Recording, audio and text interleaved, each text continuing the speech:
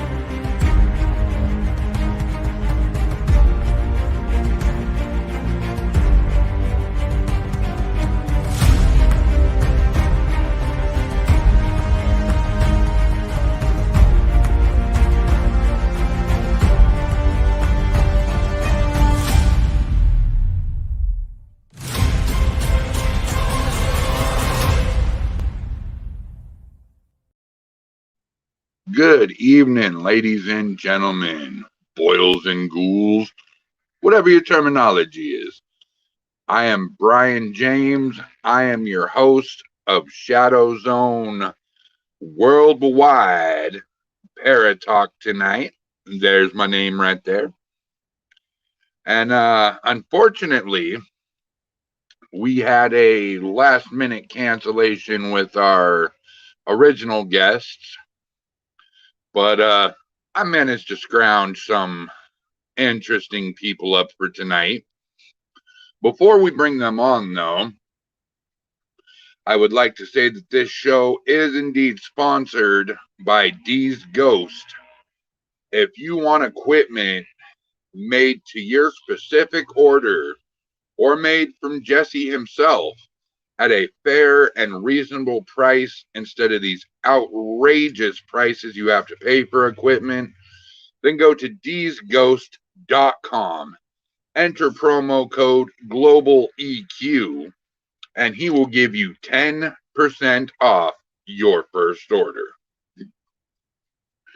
And also, if you're tired of Facebook and you're tired of all the drama on Facebook, being a paranormal investigator, enthusiast, or anything that has to do with the paranormal, well, we've got a platform for you. Go to your Google Play Store and download the Parapost Network. It is like a Facebook atmosphere, but just for the paranormal.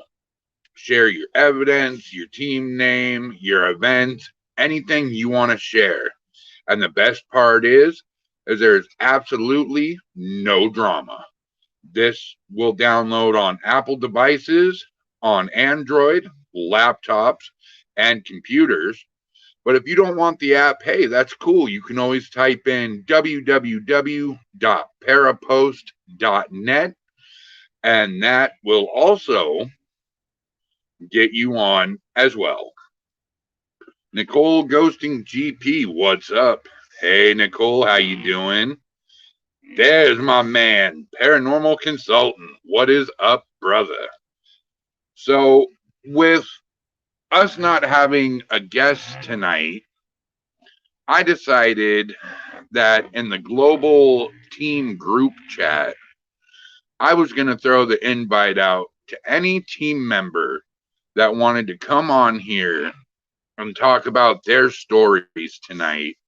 And boy, do we have a couple interesting people. We have Edward. Hello. What's up, Edward? How you doing, buddy? Doing great. Excellent. And the paranormal nightcrawler throws up the thumb. So, welcome to the podcast, Edward. Is this your first podcast? Yeah, it is actually. Well, don't be shy. Don't be nervous. I'm not going to roast you too hard tonight. You're in safe hands, buddy. Sounds good. So you're a new member of Global, and how you liking it so far, man? I really enjoyed it. We actually had our first investigation in Flagstaff at the museum, and it was actually we had a lot of good paranormal activity. Nice. So, what got you started in the paranormal realm? So it all began when I was young at my oldest home. And one day, our bedroom door actually decided to open and close, and I said open. The bedroom door opened, and then I said close. The bedroom door closed. And interesting enough, I went further than that and said, if this is a boy, open. And interesting enough, the door opened, and all I heard was and that was like my first paranormal experience with that. Oh, wow. And the paranormal nightcrawler says, I'll save him in a few, LOL. Yeah, that is if you don't go rub Ben Gay on yourself and turn on Jeopardy, you older than dirt person. Just kidding, Nightcrawler. We love you, buddy. And so we can go even deeper into rabbit hole on that as well. So I've actually been a dream walker since I was 6 years old. In other words, I traveled to different worlds and dimensions and all that stuff. And it all started when I was 6 years old. And I was at a friend's house, and he said he had some kind of portal to a lava planet there. And so I decided to help him out. And I was able to transform that lava planet to the world I call the light world, I call it today. And there's so much that I have able to do, including having access to healers, and have those healers work on others, and I'm planning on using my gifts that I have to help with the paranormal. Oh, I mean, that is absolutely fascinating. So you can travel to different dimensions, and you do this while you're asleep, I'm assuming, correct? Asleep, and also when I'm actually floating in salt and water. Okay, so what can you explain what some of the other dimensions are actually like? So I do. So some of the dimensions is let's see.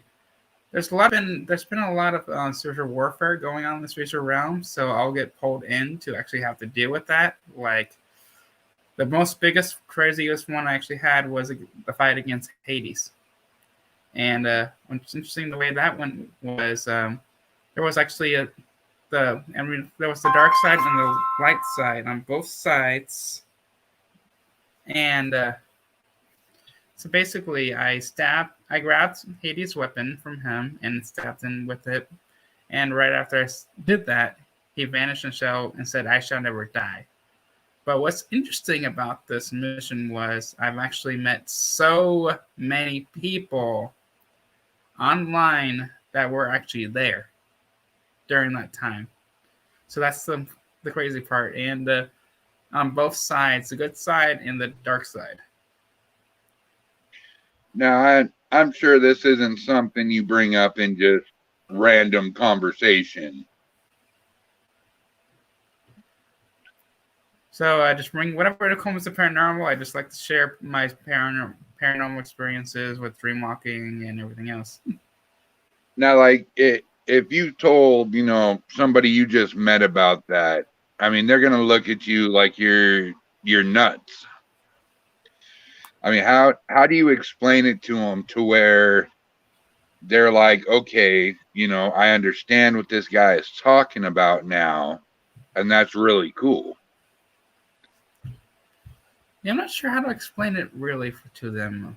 I guess for me, advice the best way to explain it to them is just have them do a meditation with me, which I just actually finished doing a meditation for someone recently, and they were on a vibe bed, and I was able to hold space for her to see her mother, and also go back in time to a past life as well, and heal a lot of trauma from the past life. So Well, that's the best Edward, way I'll to explain tell it. you what, when I get down to Arizona, me and you are going to be spending a lot of meditation time together. Sounds like a plan because when I'm having people in meditation state, I actually take them to the light red planet. I call it the healing light red planet, so that they can learn how to heal themselves. And I'm able to have it, and that's also where all the healers come from as well. And I've actually have a lot of testimonials of people that have actually experienced the sessions, have experienced the healers working on them. Really?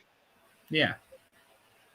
So you actually have references that you can bring to the table that are like, this guy's the real deal. He's awesome. Yep. I decided to post to one of the spiritual groups, and I asked them what they needed worked on, and then I have the healing team work on them. Oh, nice. Oh, whoa, there's Grandpa. You all Hey. Betgate up? Tired of watching Jeopardy? What's going on, man? Oh, man, just sitting here grilling Edward. Oh, I hope you're not grilling him too bad. Hey, 1 second. I gotta unlock my door real quick. Oh, see, you show up and he leaves. Great. Good job, Eldon. So how you doing, brother? Oh, good, man. I was trying to scramble to get back here to the house, man. I was about 6 miles out when it started, so I don't think I did too bad with all the traffic lights. No, you must have been only going about 90 or 100 to get back. No, I hit the freeway going about 95. Oh, and all that for our podcast. You are such a sweetheart. Hey, I tried, man. So, Edward, you talk about being able to go to realms and help people see their past lives and past loved ones. What if somebody wanted to come up to you and do something dark? I've actually had a situation with that in the past, actually. For longest time, one time I was sending back messages to my twin flame, and the crazy part is they were going to a dark guy, and he went from California to Arizona to find me. And Oh, wow. it gets crazier than that, actually. I was in a situation where I had to get my apartment needed to be inspected, and I really needed help. And this guy decided to help me, and then he did a lot of other stuff to me as well. But yeah, that's kind of the dark side of that realm, and that's why you have to make sure you protect yourself. Most importantly, make sure you have friends that can be there for you. Yeah, most definite, man. Friends are a good thing to have around you, especially if somebody is going to use a spectacular gift like yours for a dark purpose. Yeah. And when I realized that I can't change them to the good, I was able to have my higher self kick in, and then have him call the police, and the police was able to, and he just ran out of the house. Never saw him ever again. Wow, that is neat, dude. Like, he had some bad intentions for you then. Yep, he was trying to turn me into the dark side. Man, I'm going to kidnap you and torture you until you meditate and do the dark, dirty work. Oh, it actually gets crazier than that, actually. Well, I was taking a red light cabin light, and boy, people were seeing all kinds of stuff that was on him and everything. It was really crazy.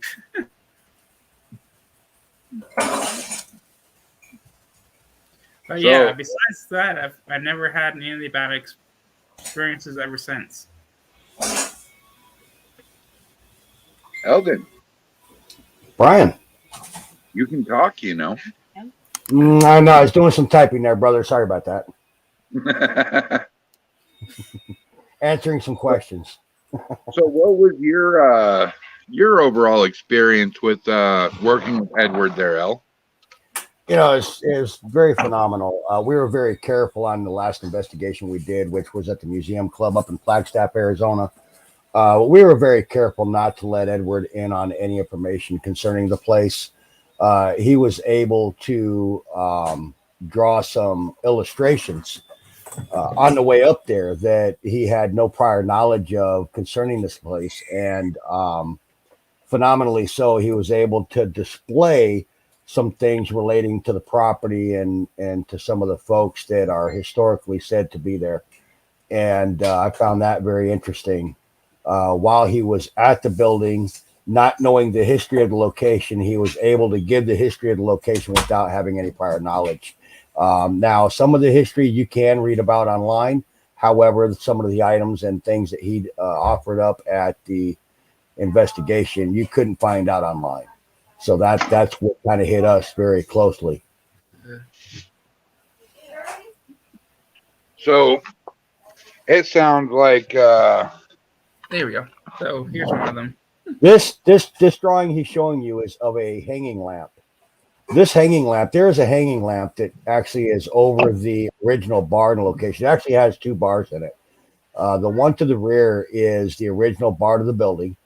And that particular lamp that he just showed you, there is a lamp that hangs over that bar. And one of the spirits in that bar, they don't like that lamp messed with. If you move it around up there or you mess with it, shake it, they tend to get a little upset about that. And he was able to draw that exact lamp prior to ever being in the building. And we found that to be very interesting. Wow.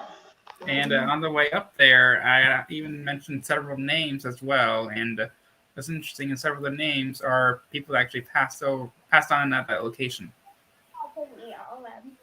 Yeah, he did name a gentleman that worked at that location, and it's not a common name that you can just pick out of a hat. So for him to,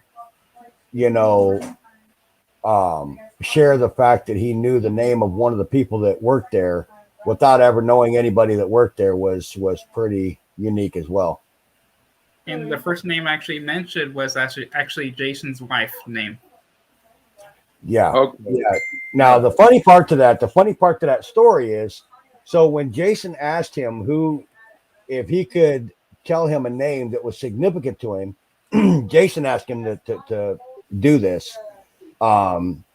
He gave out the name Jesse. Now, typically speaking, Jesse being a predominantly male name, that was very peculiar because, phenomenally so, Jesse is the name of Jason's wife. Now, what makes this even more unique is at the time this was said, see, Edward had only met me once at that time. And when you look at me and Jason, if you're not very careful and paying attention, you can almost mistake us. We kind of look alike with the bald head, glasses. And Edward thought that Jason was me.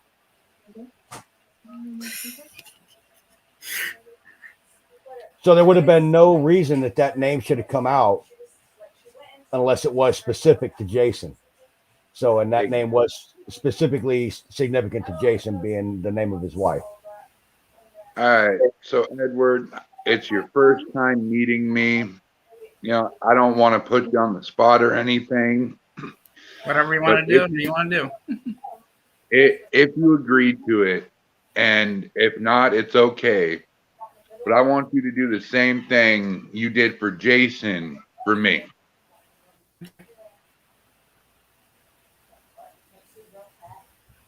Elizabeth? Wait. That was. Nope. No. Oh, 1 second. That wasn't my sister's baby's name. Let me get this kind of straight.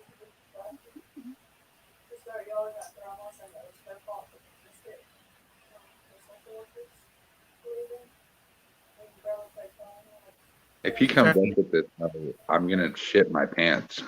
Yeah, Well, he's probably not going to. Yeah. Yep. Yeah, I sometimes it comes, sometimes it goes. Just for that one. Gotcha.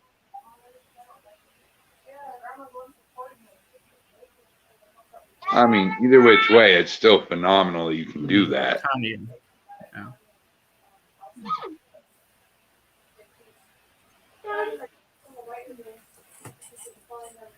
But yeah, another one was another experience was as well was I was able to pick up which bar was originally there and which one was actually built later on.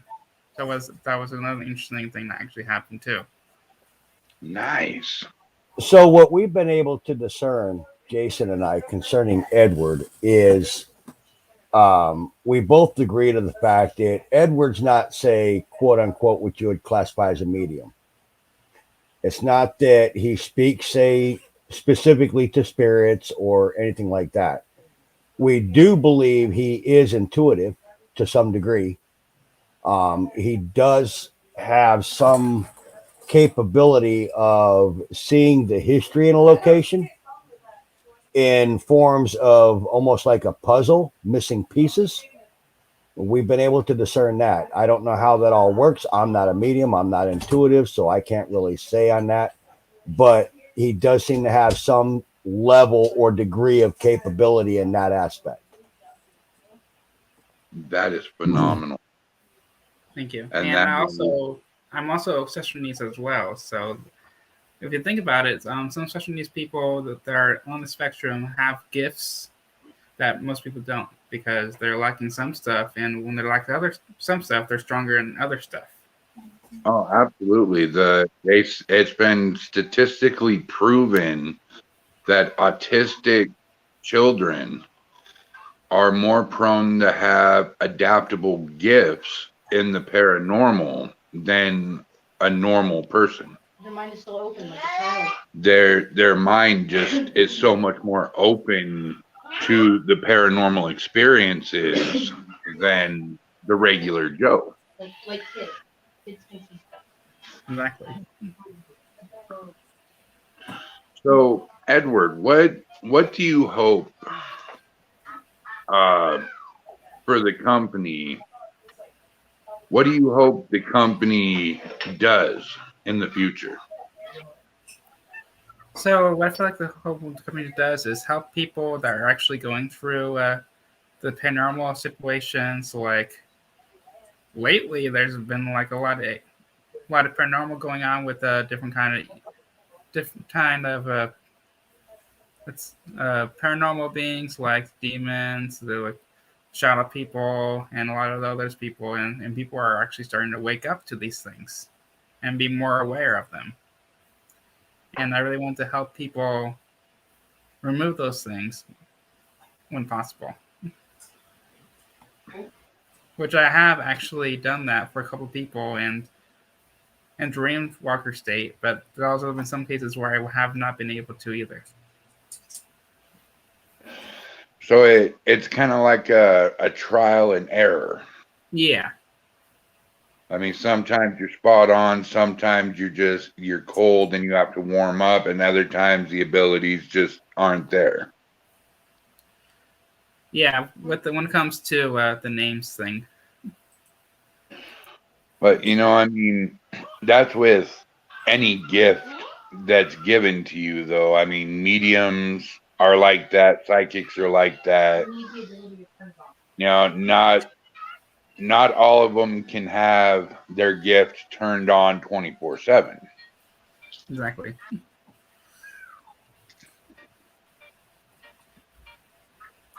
Eldon. Yes. Hi, buddy. What's up, man? So with you, my brother, what what do you want to see with global in the near future? In the near future, we talking in the next couple months? Yeah. Well, we're working on a couple things right now with Global United. We're working on our network program that we have going. The network program, it's not something that, and first of all, let me explain. United in our name, for example, it's about uniting the paranormal field together as much as we possibly can and as much as we can possibly affect. We certainly can't have, and we're not going to pretend to have any control over any other paranormal group or team or entity or anything as such. However, I do hope that we can have accomplished uniting some teams together to be able to work together. So that's one aspect that I'd like to be able to achieve in the next couple of months. And that program is being worked on currently as we speak. The next thing that I hope to achieve is growth within our organization. When it comes to our members, when it comes to our programs we have running. And currently you can go on our Facebook page and see what all that is. But we've got, some entertainment events coming up, and let me stress to you that entertainment events is exactly what I mean. Entertainment events. We have, we've got some episodes that's coming up. Give an example of some of those things we have. We've got the episodes coming up. Looks like we're going to be doing some video recording at one of the local spots here in Phoenix, actually in Tempe.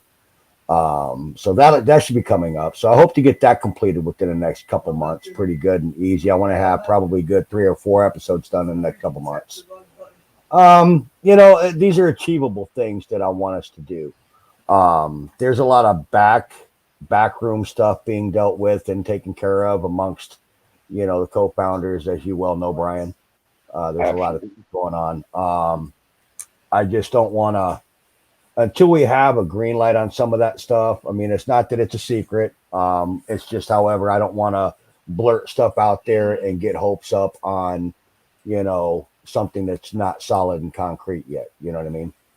So, absolutely, because we do agree that here in Global United that there are no secrets. Trust has to be 100% with everybody. Yeah. I mean, and here's the other thing to that. I mean, if you've got any question about where we're headed, what we're doing, I can tell you where we're headed.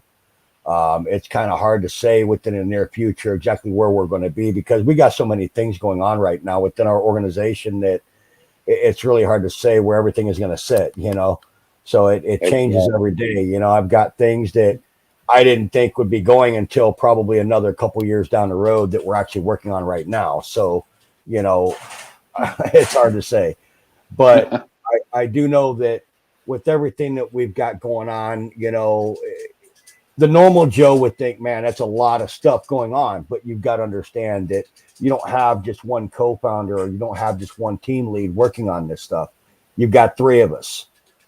Right. So, we're able to affect things at 3 times the pace or rate of some team that has one co-founder or one leader trying to do everything. And let me tell you, there's never a boring day here in the global office. No, it's really not. With Jason, he's really handling a lot of the sales aspect. As you well know, I'm handling a lot of the business side of it. And you, Brian, you're dealing with most of the marketing and all that. So, with all that being said, there's a lot of things being done on all fronts. So, I feel like we're the U.S. that's storming Normandy. We're coming from all angles. Right. And I guess some people would think that Global United is like trying to build an army and we're coming in to invade Normandy. But, the reality of it is, we're an organization and the organization wants to meet its goal. And that goal is to be able to spread out nationwide and globally to be able to help their clients, help whoever needs help in need of their paranormal issues, and to be able to be effective in doing so. That's the overall goal of this organization. So, our overall goal isn't to, take over every paranormal team and force them under global name or we'll snuff you out. Like some people in the paranormal field in the past have thought. I'll tell you, there are so many things that I have heard. There's so many things I'm sure you've heard, and Jason just as well. I've been told all kinds of stories and fables about how and why that our organization may not work or will not work or it can't work or whatever. And here's the thing. So long as you have belief in it and you drive at it and you keep working at it with small goals in mind, you're going to be able to achieve. And that's the thing. You got to set achievable goals. A lot of people hear the ending result. A lot of people hear the ending goal, and they don't realize that there's a process in the middle to get there. Exactly. They don't understand that there's steps to have to take to get to where you want to be. And, they say, hey, look, where do you want to be 10 years from now? Well, we're giving them Z. They don't understand that we've still got every letter of the alphabet to go through before we get there. Mm-hmm. And you see, with global only being a little under 2 months old, because of the aspects of our goals, not only do we have achievable short term, we have the medium-sized goals, and we have the large goals. Well, the important part is, Brian, is that we set achievable goals. And, in order to achieve all these goals, what people don't realize is you can't take giant strides. No. You have to use baby steps. Mm-hmm. And, with what we've had done so far, I'd say it would have taken a normal team somewhere between 6 months to a year and a half to achieve. To be where we're at right now, I can tell you, even as ambitious as I am, it would have probably taken me till about the middle of 2023 to achieve. And we've done it in a month. We've done it in about 2 months. What people don't realize is that there are 3 of us, like you said.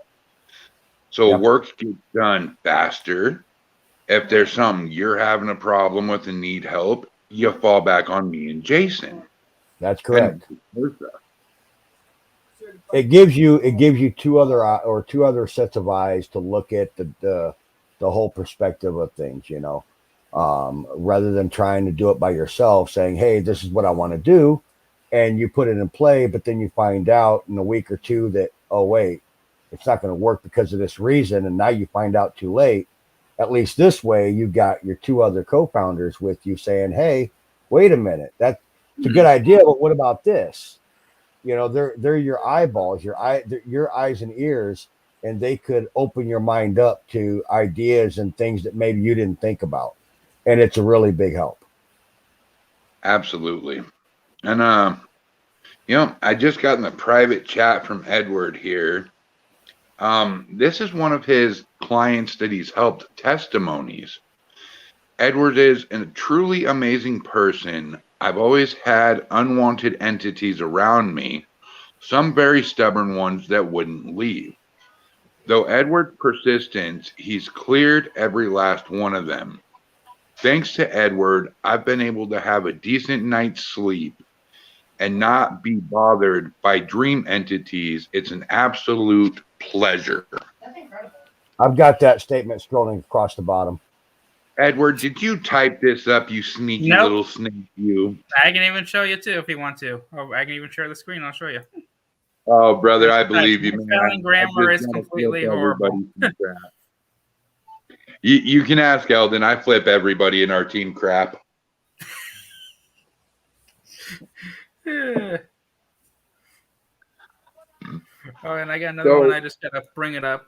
So give me a minute and I'll find it. Because this is a big one too. That actually got Elvis' attention. So let me find it real quick. So let me share a photograph with you, Brian, of the museum club that we had captured. This was actually later in the morning that next day before we left. I've been able to go through some of the data that we took over there, and we do have some data that we captured. So we will be sharing that eventually. So, but I'll share this right away. So tell me what you see in this photograph if you can.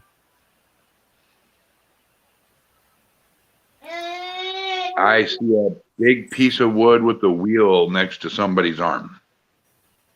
What do you see, Edward? Oh, 1 second. Let me bring it back up.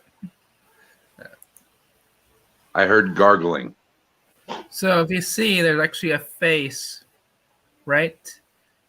I have to make a doodle of it. But yeah, there's eyes right here. I see eyes, and then I see a mouth right there. Like, Oh, that's hair. either that or a face. But yeah, let me bring it out. Or I see eyes.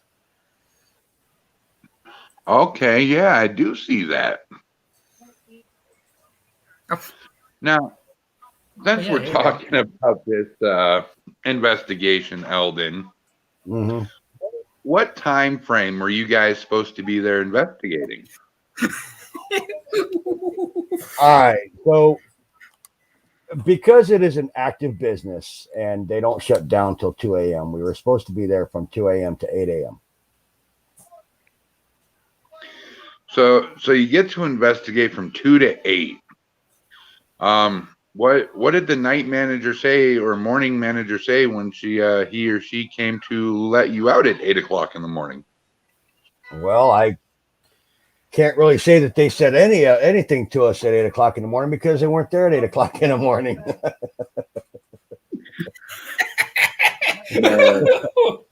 We were. I don't even know how to put this. I can't say we were locked in till they got there because we weren't technically locked in, but rather we were unlocked in. Does that make sense? We had to stay until they finally got right. They didn't even know we were there. So and then the alarm was even going off too. So the ghost set off the alarm. They set the alarm off. I don't know how. Let me put it this way. Okay, I'm not going to say the ghost set off the alarm. I will say that somehow or some way, even after being in the building all night long, having no issues or troubles, for some reason, shortly after about 9:30, 9:45 that morning, the alarm was tripped, and I know it wasn't us. So, well, if you ask Adam, it's not paranormal. No. With that, nothing's paranormal, bro.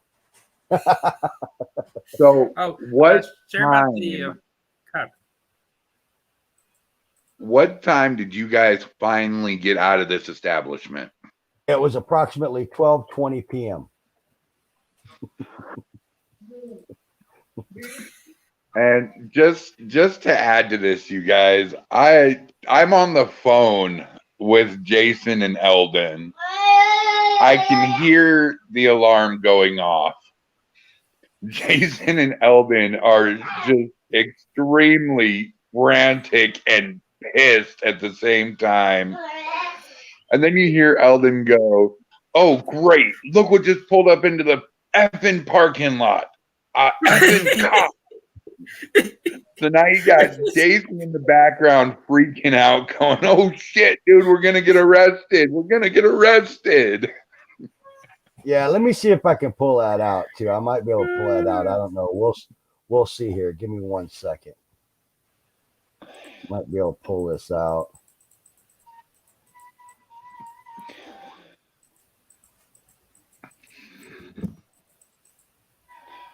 Actually, yeah, matter of fact, there it is. So we do this, and we'll do that. I can probably share this to you. The night manager probably has to be singing your guys' praises right now instead of leaving at 8. Well, You we couldn't stayed. necessarily do that, man, because the trouble is the back door had a crash bar on it, and a lot of times you can lock them where they're open, or you can lock them closed. Unfortunately, it was locked open where it wouldn't latch unless you had the key. So we couldn't necessarily leave the location because it would have been unlocked. And so, but anyway, so the alarm's going off in the building, and I come from behind the bar, and I look out the front window, and this is what I see. And there's the cop car in the background. Yep.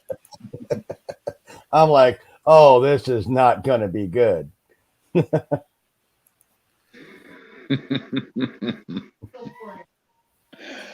it. Man, I felt so bad for you guys, but at the same time, all I could do was laugh my ass off.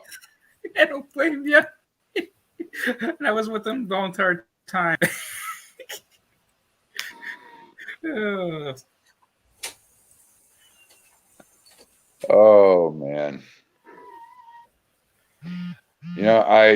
I can honestly say that I have never been unlocked or locked in a location I'll like have that. to say, I think that's probably the first for me too. Oh, that was crazy. And Edward here knows all about it too, because he was right there with us the whole time. Yep, I was with them the entire time. I was like, why is the alarm going off? Like, I was sleeping in the vehicle, and then I decided to get out of the vehicle and go inside, and the alarm was going off. I'm like, what the heck's going on here?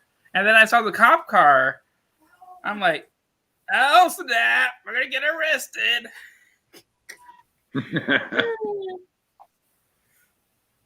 Now, I think I know why the alarm went off. Yeah, why is that? Because you and Jason were getting so heated. Probably.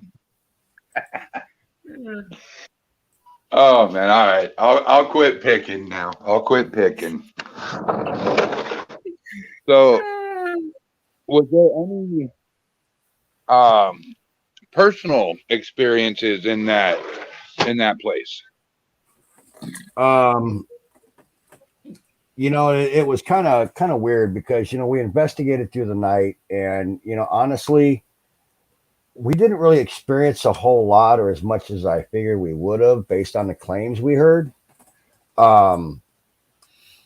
So I was really set to relying on our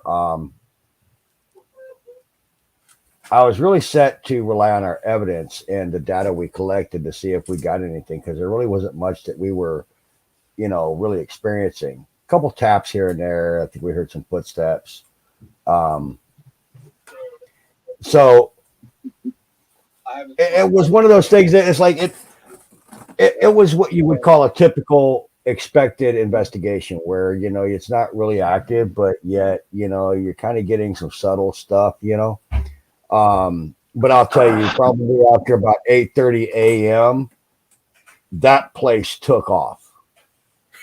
It just, I don't know, it was like a paranormal whirlwind just came over that entire building. We were at that point hearing footsteps, movement, banging, voices, screams. One of the bar glasses had been moved. Something triggered the alarm. As you can see, that was also during the time Jason took that photograph where we captured that little girl up on stage. And trust me, this is a working bar. It's a working nightclub. There are no children in this building. Oh, yeah, I remember that. We heard like a crowd laughing. Yeah.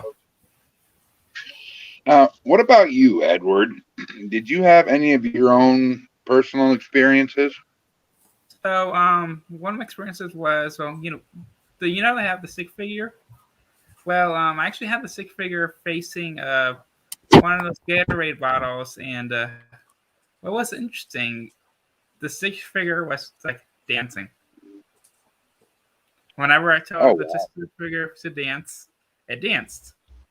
Whenever I told it to raise its hands, it raised one of its hands. So I'm like, what? And it would sometimes it'll vanish and then sometimes come back. And one of the other team members were also there when it happened too. And for some reason, it just wasn't at one spot. I guess it likes where the Gatorade was actually at. It was thirsty. Yeah, it was thirsty, all right. And then another thing I experienced was the flashlight. So the flashlight was actually turning on and off by itself as well. And I thought that was really interesting too. Nice. Now, were you guys asking questions while the flashlight was turning on and off? I didn't really have a chance to do that actually. Next time, I definitely want to do that. But another thing that Elden will actually tell you is actually I have him tell you about the beer cup once he's back. The what? About the cup. Yes, you find out once he's back. Oh, phenomenal! Well, he said we're waiting. I say? sent you on the messenger chat the testimonial that actually got Elden's attention. That got me involved into this paranormal stuff, all because I shared Elden my experience of helping someone. All right. Why don't you pull that up real quick while we're waiting for him? Maybe I will, Mr. Fancy Pants. All right. Well, I will pull it up, but I'm going to have you read it because it's going to come up real itty bitty. I know, right? I'm like, oh boy. Let's see. Edward Wilkins, you are really helped me and even felt the demon in the room upstairs. You got him away, and I go in there now with no fear. And the old hack evil witch is gone too. When she left, I felt a lot lighter in body and soul, and my headaches went away, and anxiety, and disappeared totally. And the atmosphere in the house is much lighter. And you also got away the portals in the room. Let's track once again. Got away the portals in the room, the demons from the demon were fantastic. And when you told me that my beloved mother is there and my the guards guarding over me, that was the most amazing gift to get. I haven't been able to see her in a long time, and so it feels so good that she is here. I just wish my mental powers were dope enough for me to see, talk, and heal her again, but it really helped.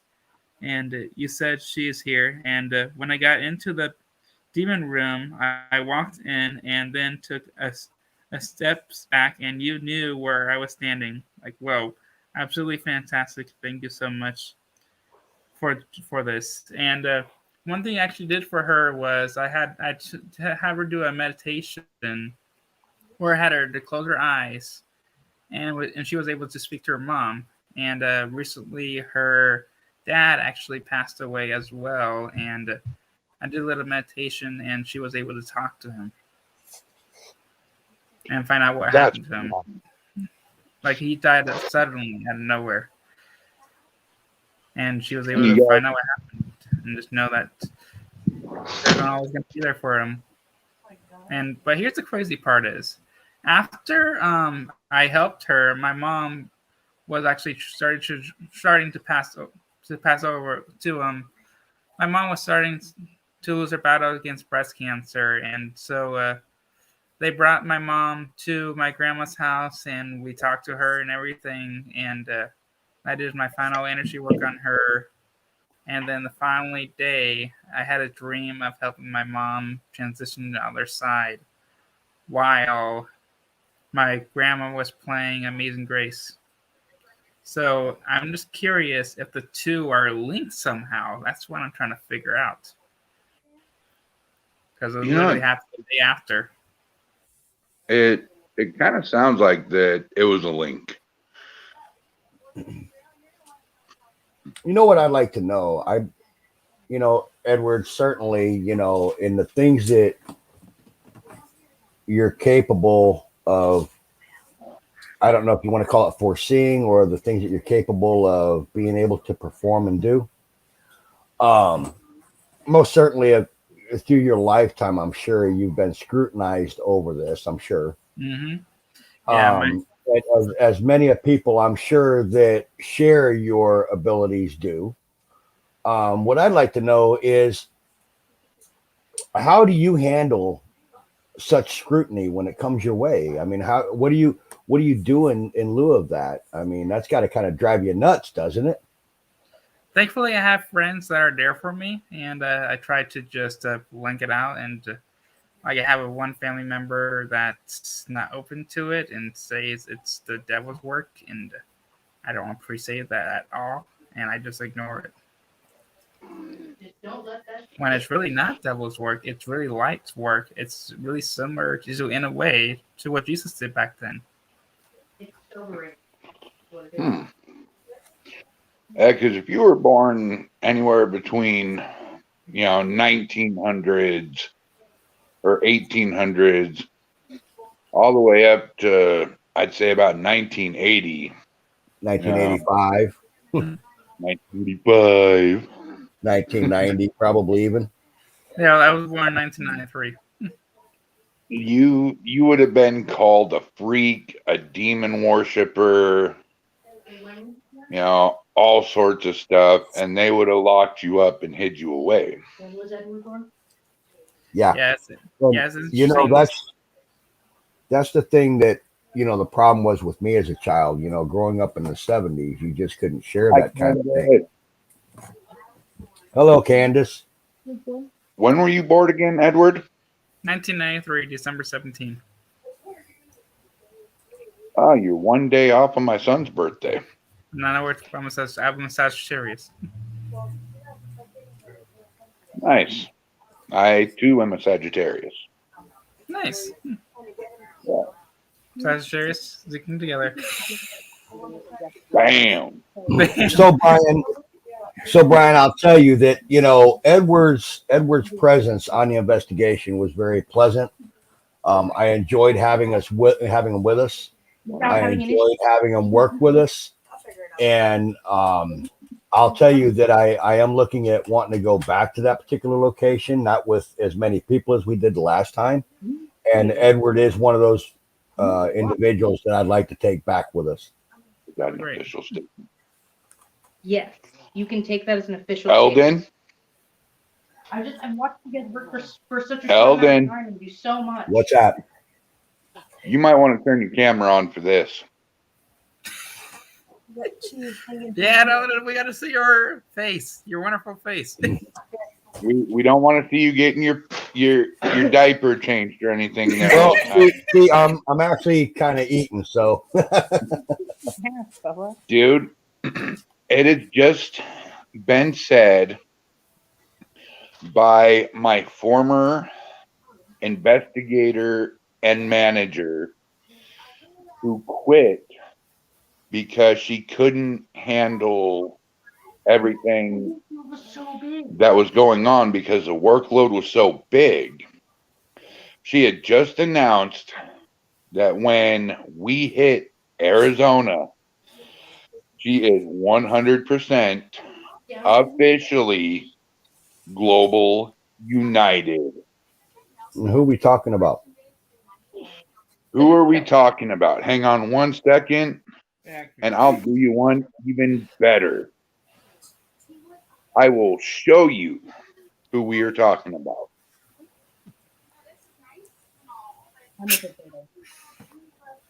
Whoa, who's that?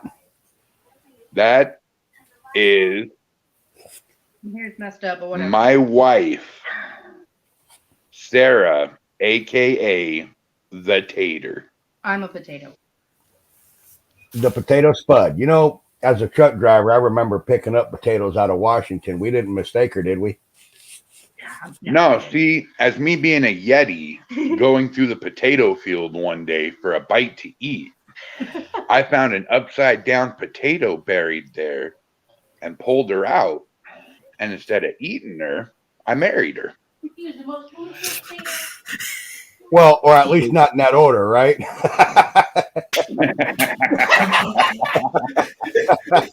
And we lost Edward.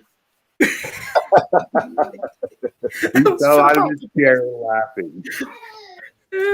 And yes, Eldon, Tater wants to get back into the field with Global. Well, I would hope so, since she's already listed as one of our admins.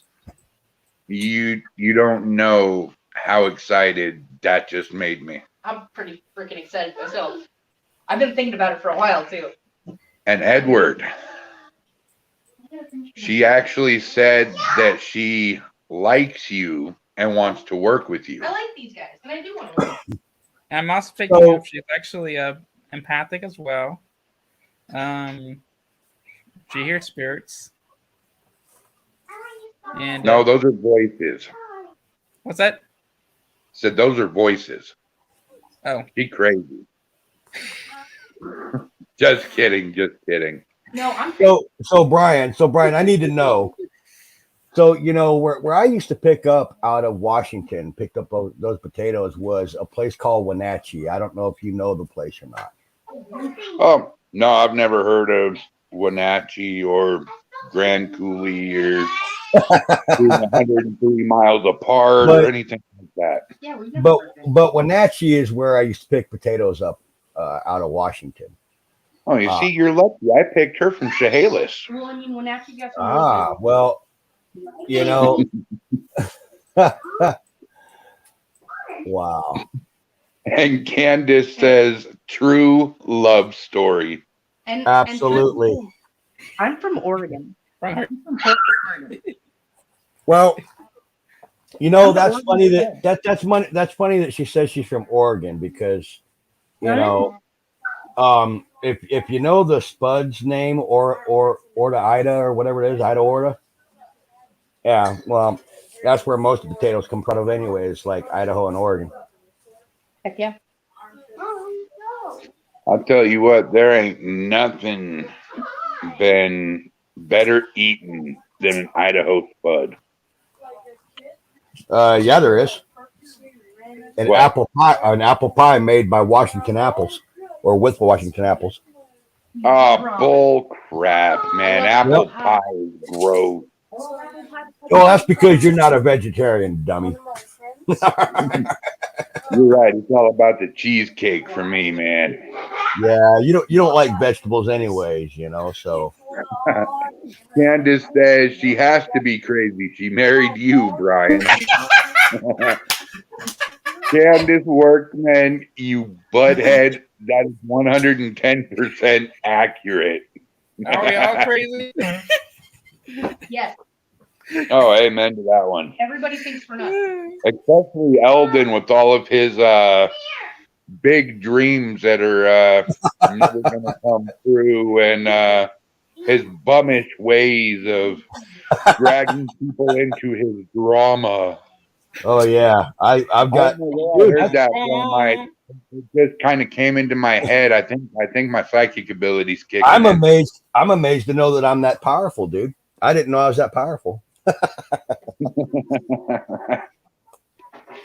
And Candace says, by the way, I am glad you guys are back on Facebook so I can watch and comment.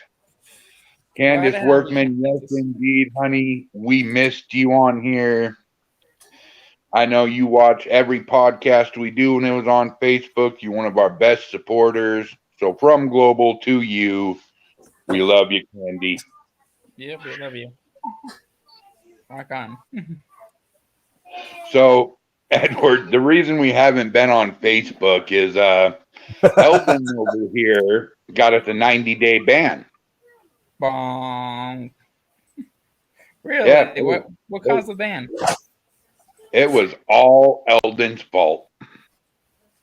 Now you see what happens when he kind of opens his mouth too much. We kind of get him a little muted there. So now you can't hear him. So that's okay. Yep. See, now he can't fix it. That's what happens when he talks too much. He gets kind of, temporarily muted, and he'll be all right. So we'll hear him here in a minute. Let me see. That looks like Michael Wong, man. No, it's not.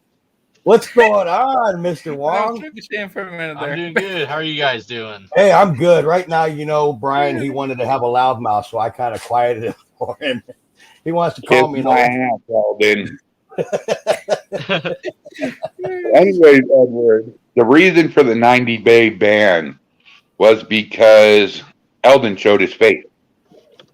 Ouch. There he goes again. So he'll be with us momentarily. He's having some technical difficulties. Wah, wah, wah. I'm here. I'm just driving. Absolutely. Man, you better be careful driving and doing a podcast, dude. Well, They might- I'm gonna put my phone down, but I'm gonna listen to you guys. That's fine, man. Yeah, do what you gotta do. Just be safe doing it. All right, man. Holy cow. Yeah. Michael, we can all hear you. But it shows I'm We are dedicated, the so that should mean ghosts something. from the bar. Let's bring him to the forelight. There we go. All right, you're on the spotlight, Michael. Oh, sweet. Can you guys hear me?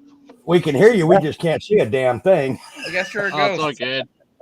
I don't want to show off that paranormal face or anything because it might scare you guys away. Are you saying you're something other than normal? Is that what you're saying, Michael? I'm just unique. That's all. Hey, there you go. Oh, Jesus, it's a 90-day ban. Well, better make it 120 days now. And yes, Candace, it has been 90 days, but Global is back on Facebook once again doing our podcast. Yes. Yep. So, Michael, my man, I know we have a podcast coming up here soon, and I really appreciate you coming on an hour and 2 minutes late. It's all good. But at least you made it, and it's awesome, and I'm glad to see your face again, man. I've missed talking to you. Same here, man, as well. So what's been going on, buddy? I've just been working a lot right now. I'm currently working out of town in construction, but other than that, just doing a lot behind the scenes, just booking a lot of places to do my next investigations this year. And so far, it's going really good. Awesome. Do you have any definite spots that you can hint, nudge us on? Yeah, so far I got one place booked for sure, which is in Salem, Oregon, and it's at this historic theater. And I'll be in there all by myself from 8 p.m. till 2 a.m. And so that's so far one. I'm trying to get a couple places down in Arizona, specifically in Tombstone, Arizona, but cost-wise, it's just that's kind of like where I'm kind of. What are you trying to get into, Michael? In Arizona and Tombstone, do you know places you're trying to get into? There's two places. It's called the Birdcage Theater and then the OK Corral.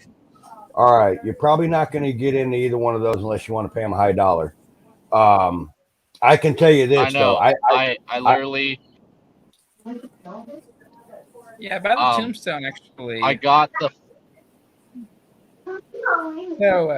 So there's actually underground tunnels underneath of Tombstone, but the only thing is you got to be careful because I heard there's a lot of dark entities underground in those tunnels.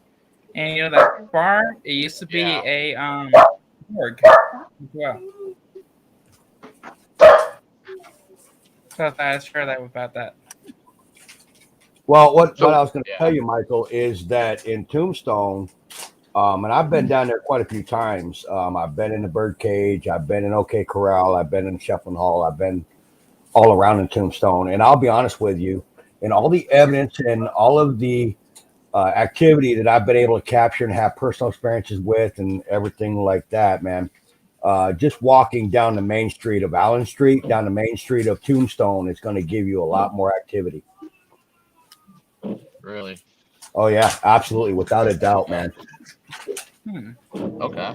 And if you wait until October to come down to Arizona, I'll be down there in Arizona by then, and you could come and, if you want, work side by side with Global, and we can get into a few places down there that are extremely haunted. Yeah, definitely. I would love that.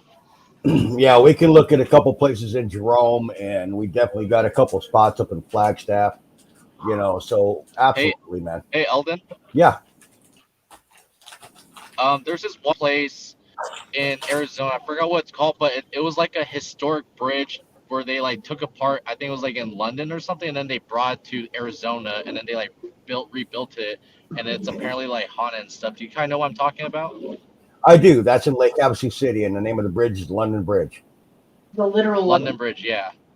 Literally, it is the London Bridge that was in London. And yes, it's the famous bridge that the nursery rhyme is after and everything. Yes. So I Yeah, fell read down about in that. Arizona. I would love to check that one out one day. That I've heard a lot of good things about it. Yeah, I've never actually checked it out personally, even though I'm here in Arizona. But I think that would be an interesting place to go. Absolutely. Oh yeah.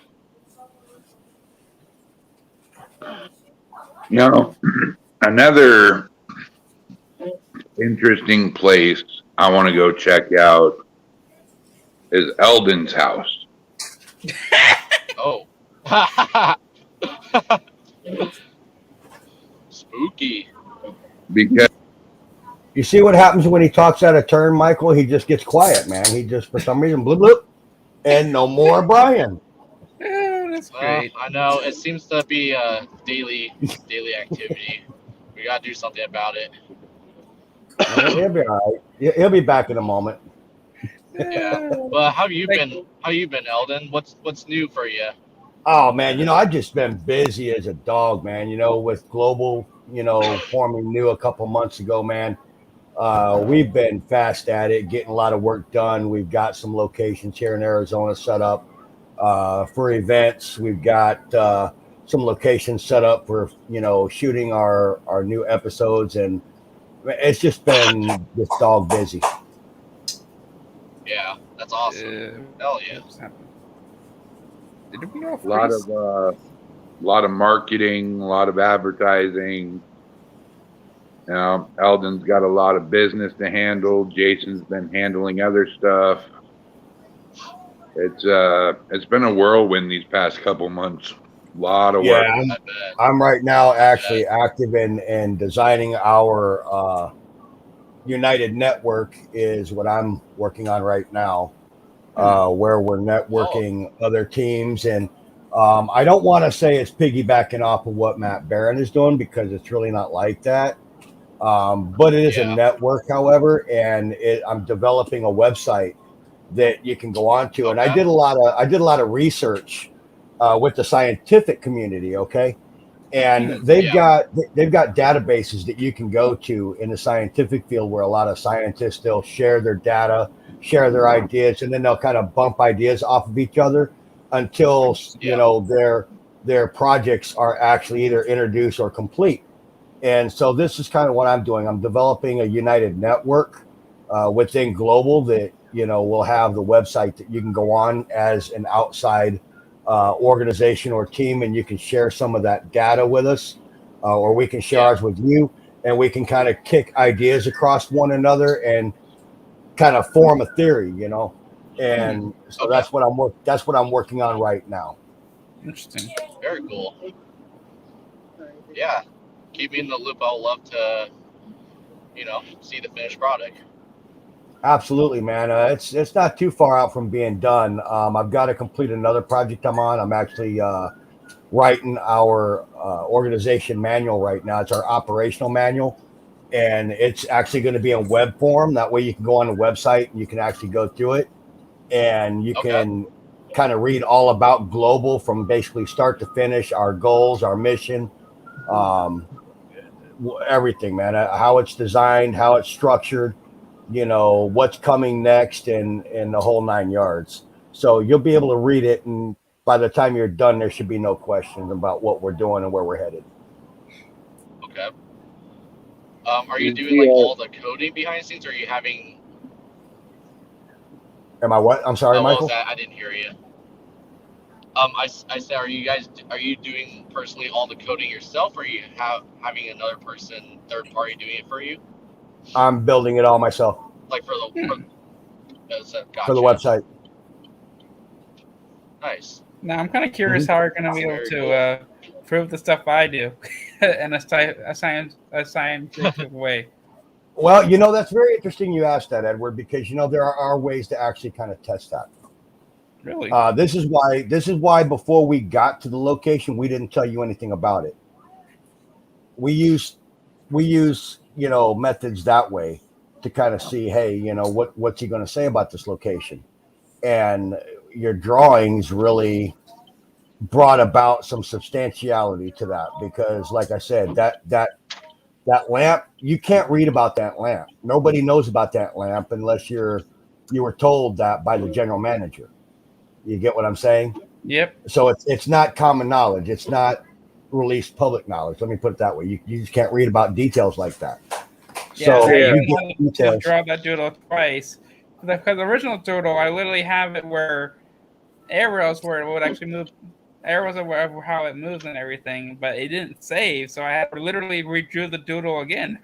Well, this is why I said that moving forward, what we'd like to do is get you on video camera, and we want you to get your perspective of the location on camera. That way we have that documented, and then we go into the location and learn about its history and stuff. So we'll be learning it new, but you'll already have said this before we even learn about it. That's a way to substantiate. That's a way to substantiate what you do.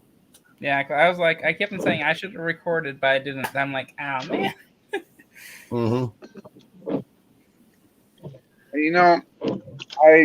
I would like to say for all the people that we have had out there that have questioned our motives, that have questioned our integrity, that have questioned us as people in general, because we don't give out what we're doing.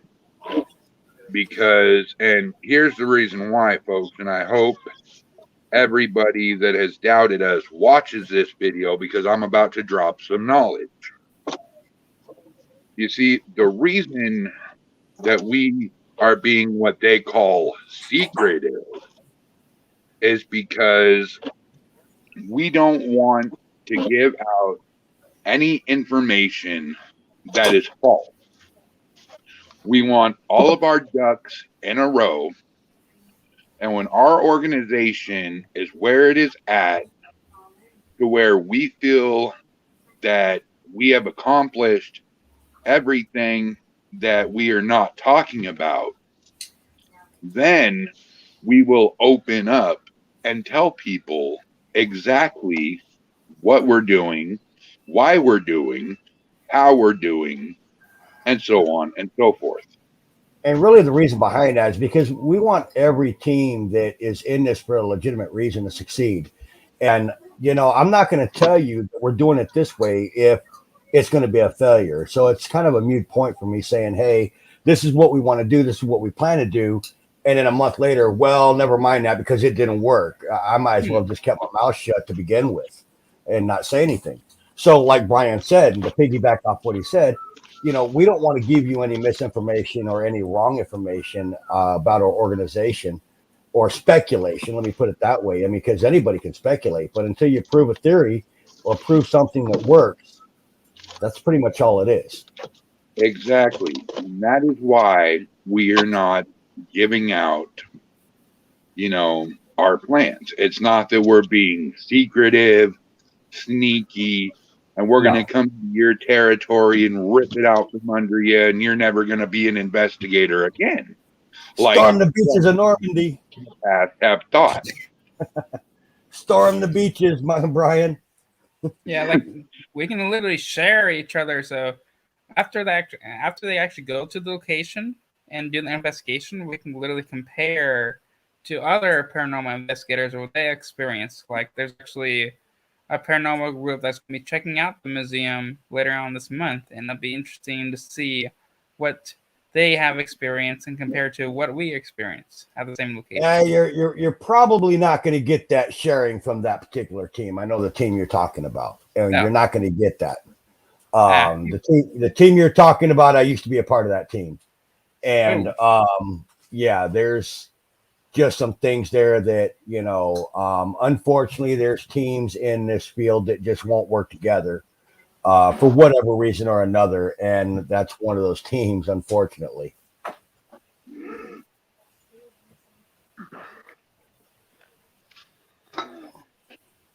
Wow.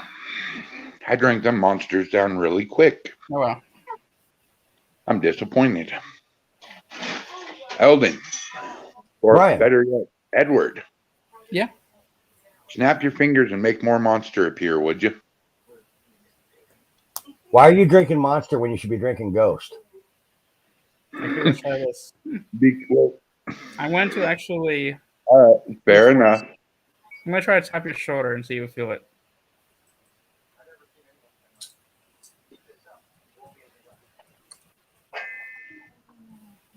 You can stop that now, because that's just freaking weird. You felt that? I just felt that on my left shoulder, dude. What the hell, Edward? I don't like the fact that you can telepathically touch me, dude.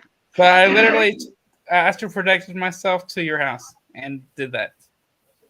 That was awesome, dude.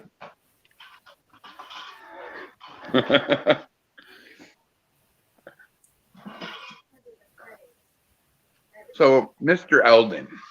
Yes, buddy. With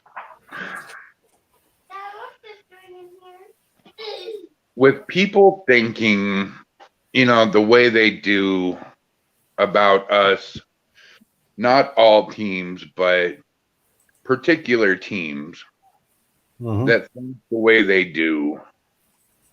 I mean, what, in your opinion, can we tell them to change their minds about the fact that they think we're coming after them or we're coming to take over their territory? Well, really nothing, Brian. And here's the deal, and here's where I'm going to kind of put myself on this, all right, is that in this field, unfortunately, you're going to have negativity.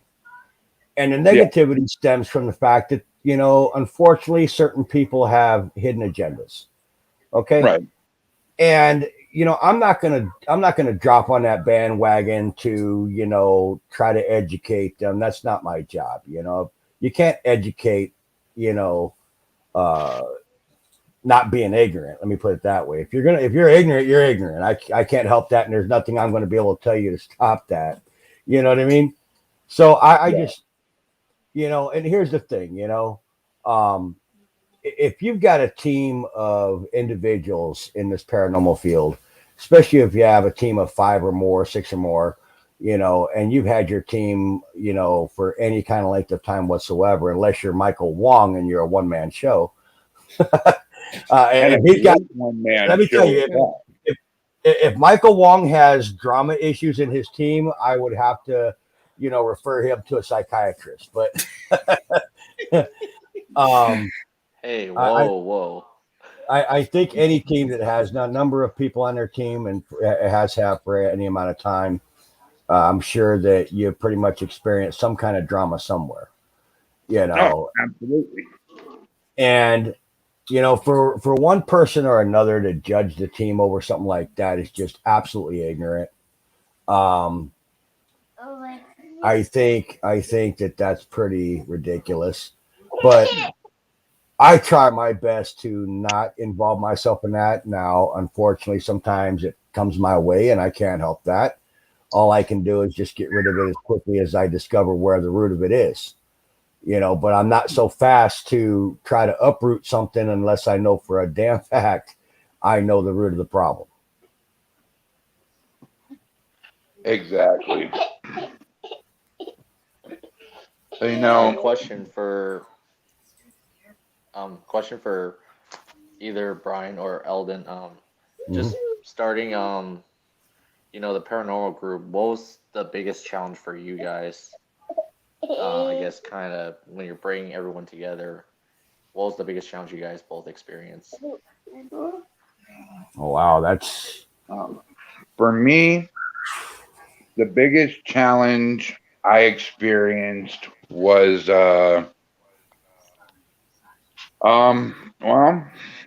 was trying to get the team on the same page.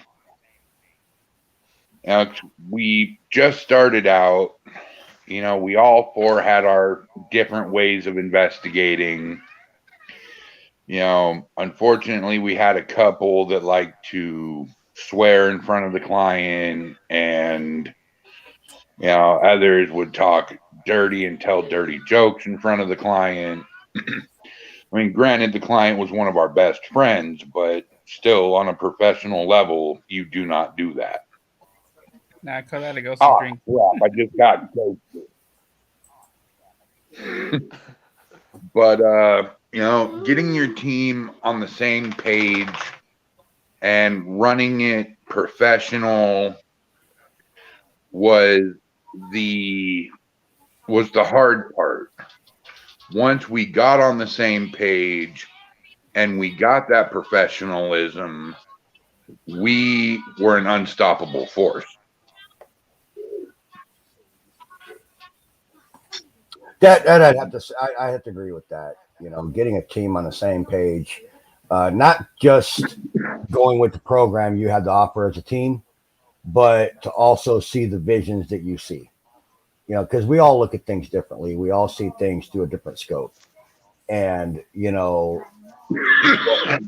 what one person finds as a viable goal, somebody might not be looking any further past their nose and think it's far-fetched. So you may have that difference of opinion. So it's very difficult to find those people, like Brian said, that's like-minded with you, to be able to click together and function together in the same direction. But it's also difficult to find those people that have the same goals that you would have. And it's very, very helpful to have that in your team. So what I would recommend you do, Michael, is write down your goals, both achievable short-term, middle-term, and long-term goals. Write down your ambitions. Write down how you expect your team to be. Respectful, no swearing, professional, so on and so forth. Set your standards. Set your standards in that line that you just won't cross. And don't let that line get crossed. Set the standard down.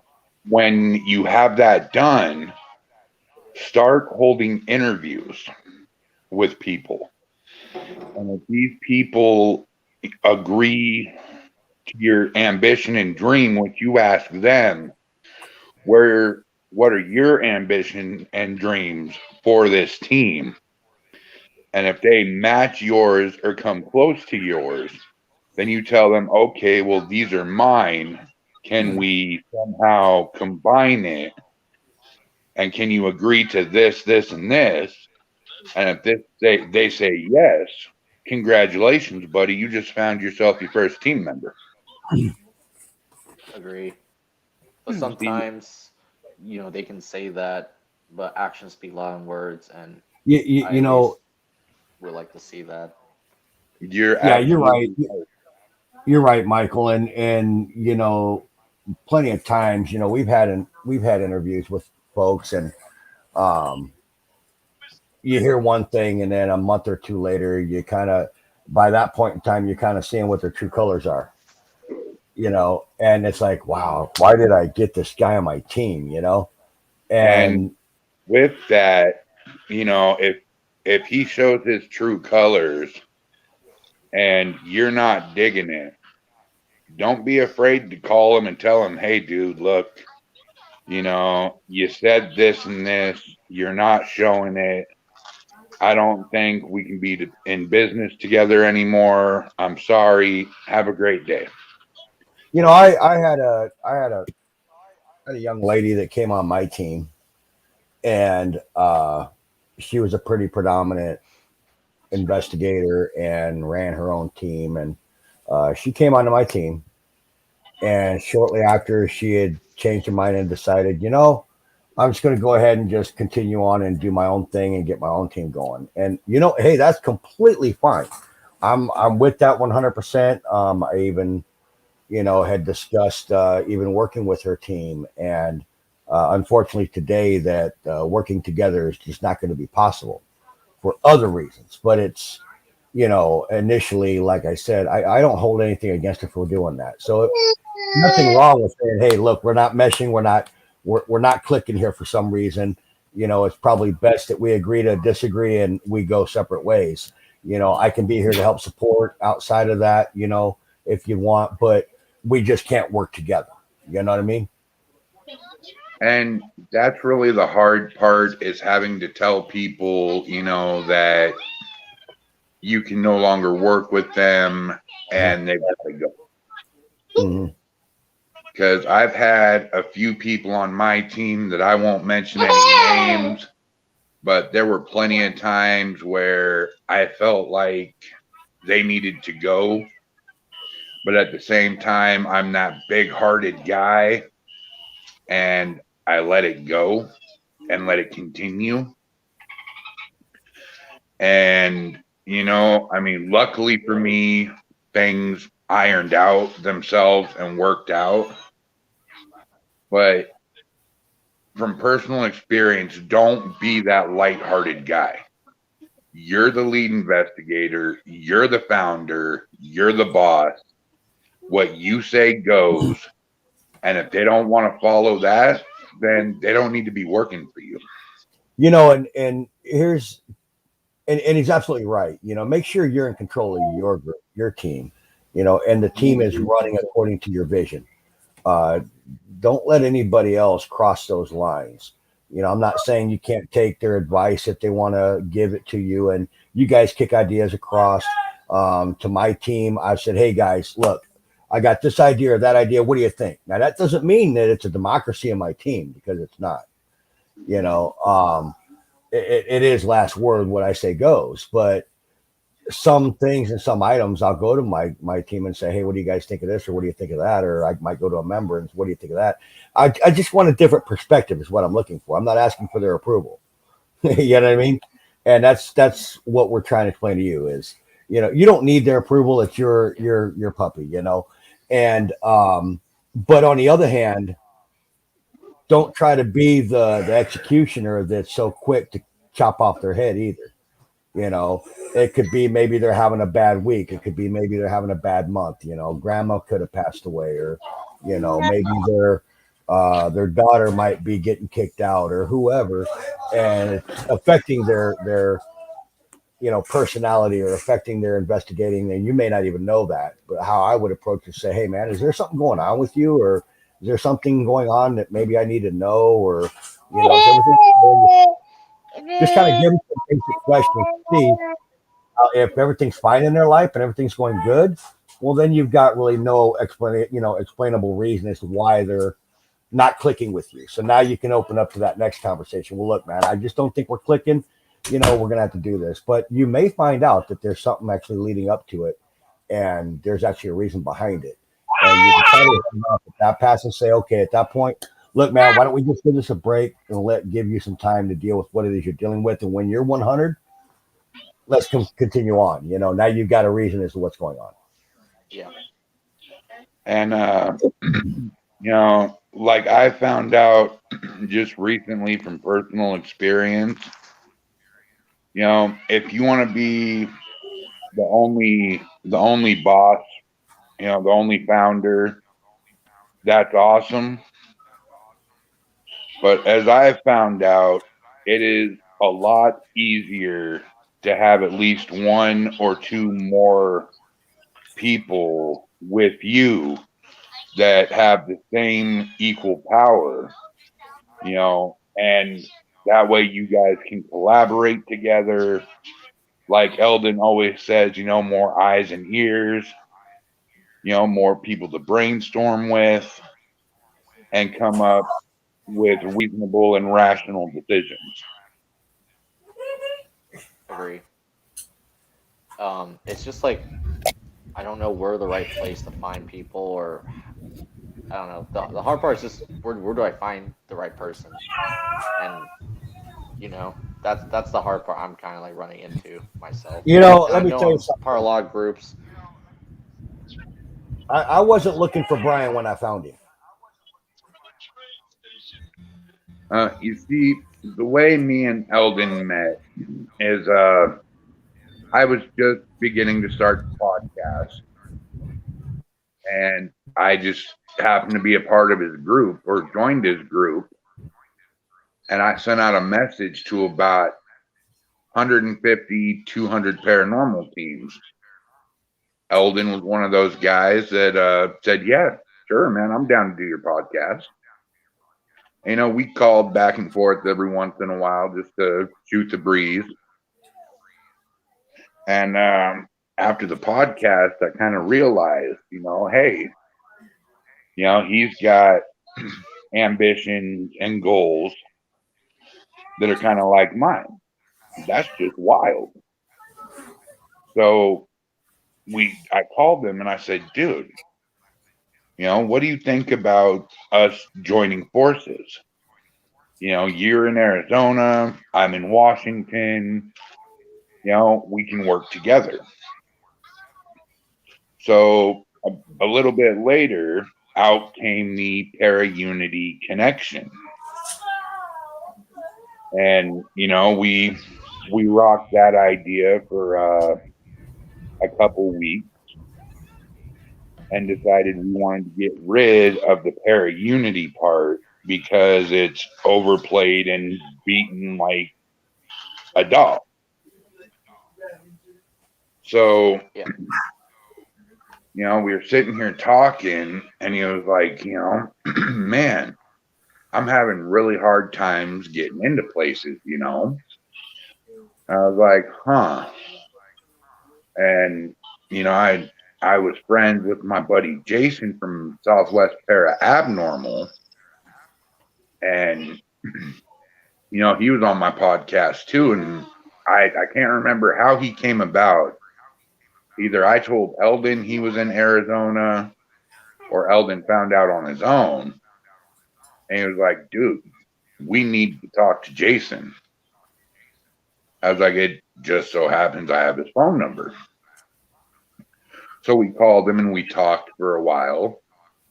And lo and behold of it, Jason had the same dream and ambition as me and Eldon. So we invited him to be a part of our group. And that's when we came up with Global. So the right people, Michael, if they're meant to be, will come to you. I mean, it's always good to go out and search for members. Mm-hmm. Yeah, absolutely. Yeah. Honestly, I could probably send you, 20, 30 people from the Spokane area that are interested in the paranormal and would probably love to join a team. But out of those 20, 30 people, understand that after about a year, you might have maybe 2 or 3 of them left. Yeah, Exactly. and I rather keep a small circle than everyone, because just being able to have 5+ people to manage is honestly just kind of a lot of stress and just a lot of work, and I prefer to keep it small. And it's good to be small. It's good to be small. I mean, I would agree. You want to at least get a good, at least couple people on your team. 3 to 5. That's fine. That's no problem. It gives you something. It gives you someone to bump ideas across. It gives you someone to bump theories against. And it gives another set of eyes. And especially when you're in places investigating, you're not somewhere by yourself where you're in, harm's way or danger. They can always be looking, after your back.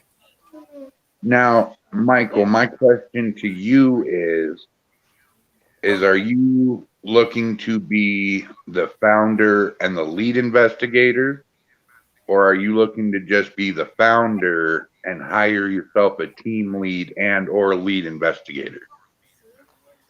I That was a want to just mouthful. keep the role of found. Yeah.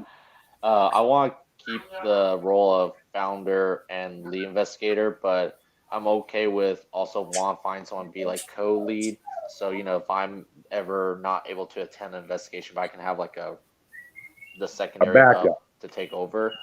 Yeah, that's what I would like, and then from there, have like a couple other people. Because the way I want to lay out my investigation is, I have people investigating, and then I want to set up like a base camp and have one person stationary there where they're watching all angles of hot spots around a certain, areas in the building. And while other people are out there, we like kind of communicate. And so at least that's a way to gather as much evidence with as many eyes in multiple angles as we can. Okay, so if you want to keep a small team, here's what I recommend, and I'm sure Eldon will back me up on this. You want yourself as a team lead. You want your backup lead.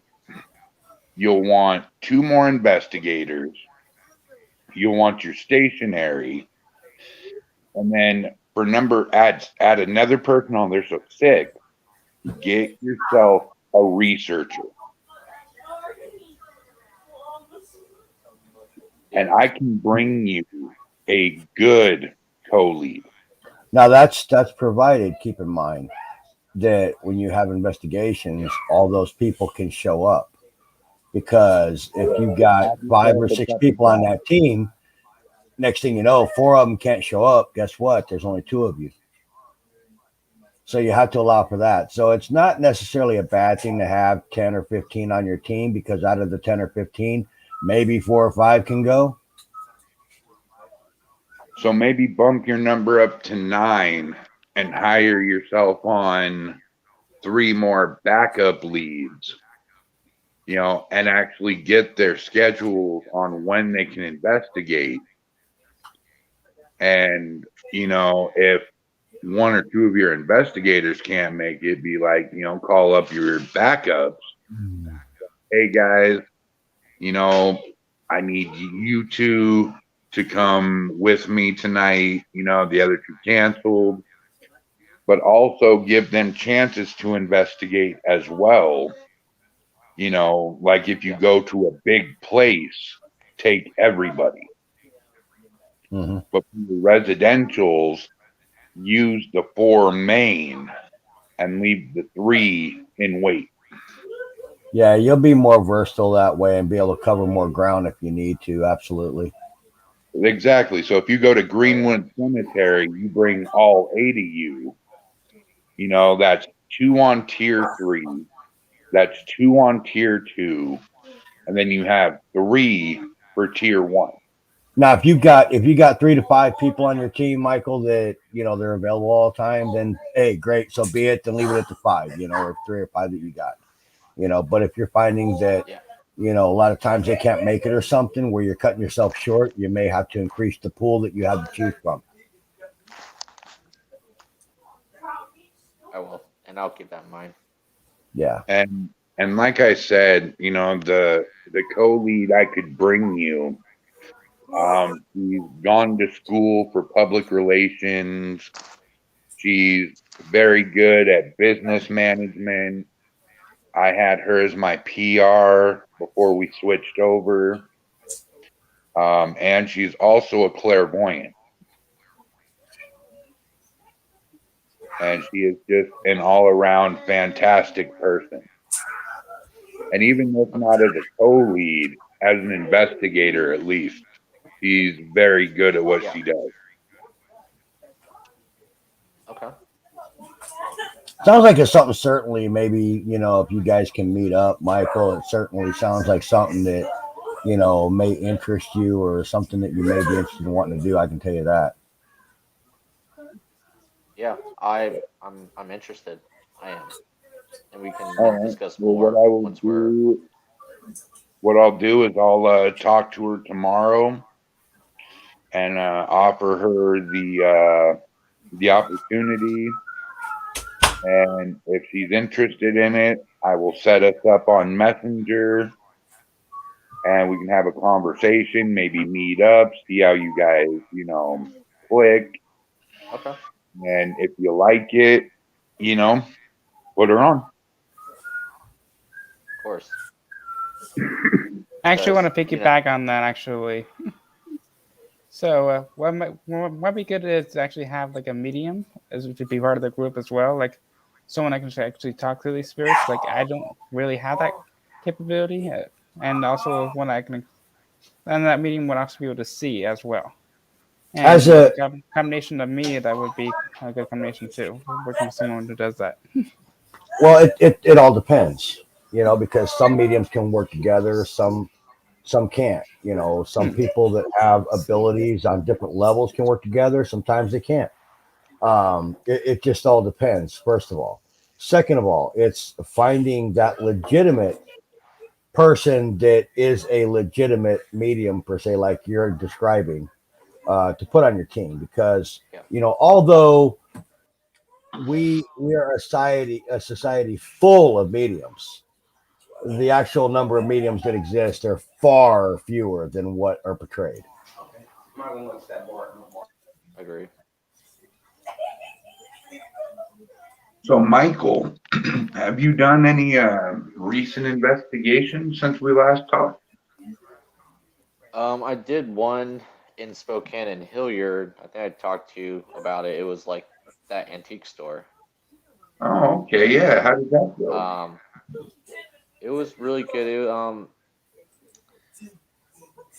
It was. It's kind of hard to describe it because it was like a mixture of like real authentic like unexplainable activity, and then there was some that like I feel like the owner was just kind of exaggerating, you know what I mean? Like it's kind Yeah. of hard, but like there's definitely some spots where I definitely couldn't explain this situation, so that's kind of my take on it. I would like to do it again because here's the thing, like the owner was with me for like half the night, or well at least like a couple hours, a lot of activity, and then as soon as she left, she just kind of left me by myself in the whole building, and there wasn't really as much high energy compared to when she was in there. So that was kind of like my experience in the building. Which I think know why. Some people, their spirits are more attractive to them than others because the kind of energy that comes from the person really attracts them because of the energy they have. Yeah, I agree. And when the person left, the energy that the spirits are used to is no longer there, so that's where you're having less activity. Yeah, it's kind of also like you go into like a stranger's home, and like say like their host leaves, and you're like the stranger. They just kind of like they don't know you, so it's like they kind of don't want to make their presence, I guess, as often to you as. But yeah. Um, but yeah, that's kind of all of the recent investigation. I've just been doing a lot behind the scenes, just doing all the social media advertising, getting involved with Parapost. It's a great platform. I'm happy to be a part of it. And just, Absolutely like I love said, just, Parapost. yeah, and Brian Brian's doing a Laverty. very, yeah, he's doing a great Speaking job. of And, which, let me just go ahead and put this down at the bottom now. Speaking of which, thank you, Michael. You just reminded me, buddy. I got to throw that up there for Brian.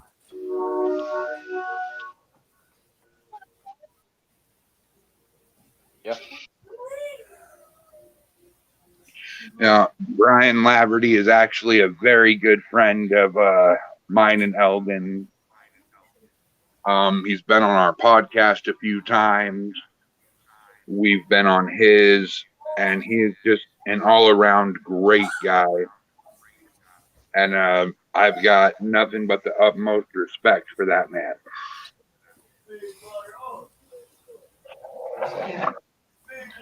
Sorry to interrupt. My knee is trying really, really hard to bite into one of the. and I don't know what it's like to run an app or a platform like that. I'm sure it's a lot of hardware. There's always a lot of updates, bugs, and just everyone has like a um, something that they can't, that they're like for me on the app, it keeps like logging me out every time, and it never like lets me stay and log in. So that's kind of one thing I'm kind of facing. But I do know, like, he's working like every day and night to make the platform as easily convenient, accessible to everyone. And I'm grateful for all of his hard work, and you know, um, I'm happy that there's a platform out there that brings everyone together, that talks about the paranormal, and I'm excited to see where it goes.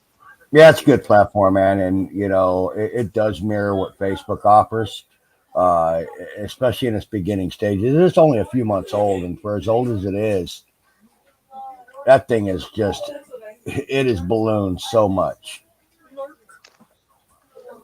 Yeah. Yep. So we got Brian over there a little on the quiet side, I think. See if I can help him out. There we Can you go. see Hey, Brian, anyone home? his- I'm gonna kick your ass. Boom.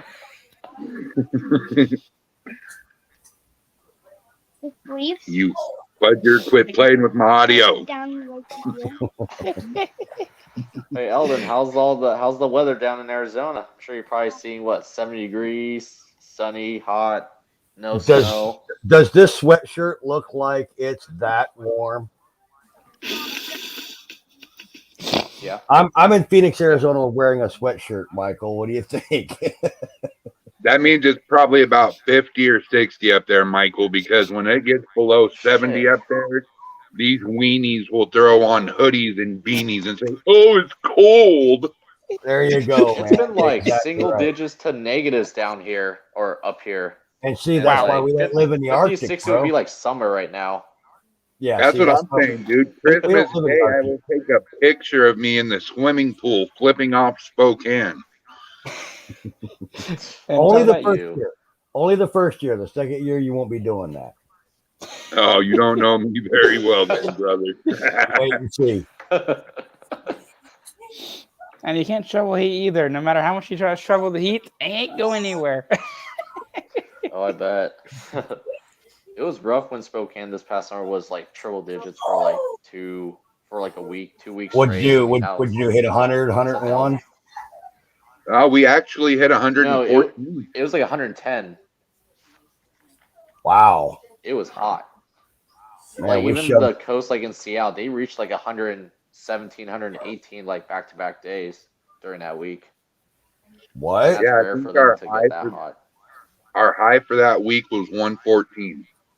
Hang on a minute. I gotta take a look at this. What's the record high for Washington? That's I'm crazy. pretty sure in Spokane, I think it was 111. I don't know if it reached 140. Maybe like in certain small parts outside the county, but I remember like it was like 111 or something like that. But either way, it was hot, and Yeah, you're it was absolutely right. It was 111, 112, I think. I think 114 was yeah. down in Walla Walla. Oh yeah. And even All like I right. say, even on the So coast, like Seattle, they reached like 100. so apparently, I guess it reached 118 degrees at Ice Harbor Dam on August 5th, 1961 is the record high there. Wow. And it also hit 118 Oh, wow. at Wahluke on the 24th of July, 1928 is the record high. Remember those days? 19 yeah. Are you kidding me? Eldon was like 35 back then. Oh, you know what? I was like in diapers in the 20s. Oh, shit. I mean, I remember watching the premiere of Charlie Chaplin, the silent films. This is, I got a thing for Michael, man. We'll just mute him right now. See, that's what happens when you talk out of turn like that. Talk about the old man in that way. Poor Michael. I resemble that man. Looking at me in that tone of voice like that. What's wrong with him? I love when, who was it? William Henry Harrison, who gave the longest speech in U.S. history. I remember attending that. It was a bright sunny day, 69 degrees. I was in like jeans, a sweatshirt, and then yeah,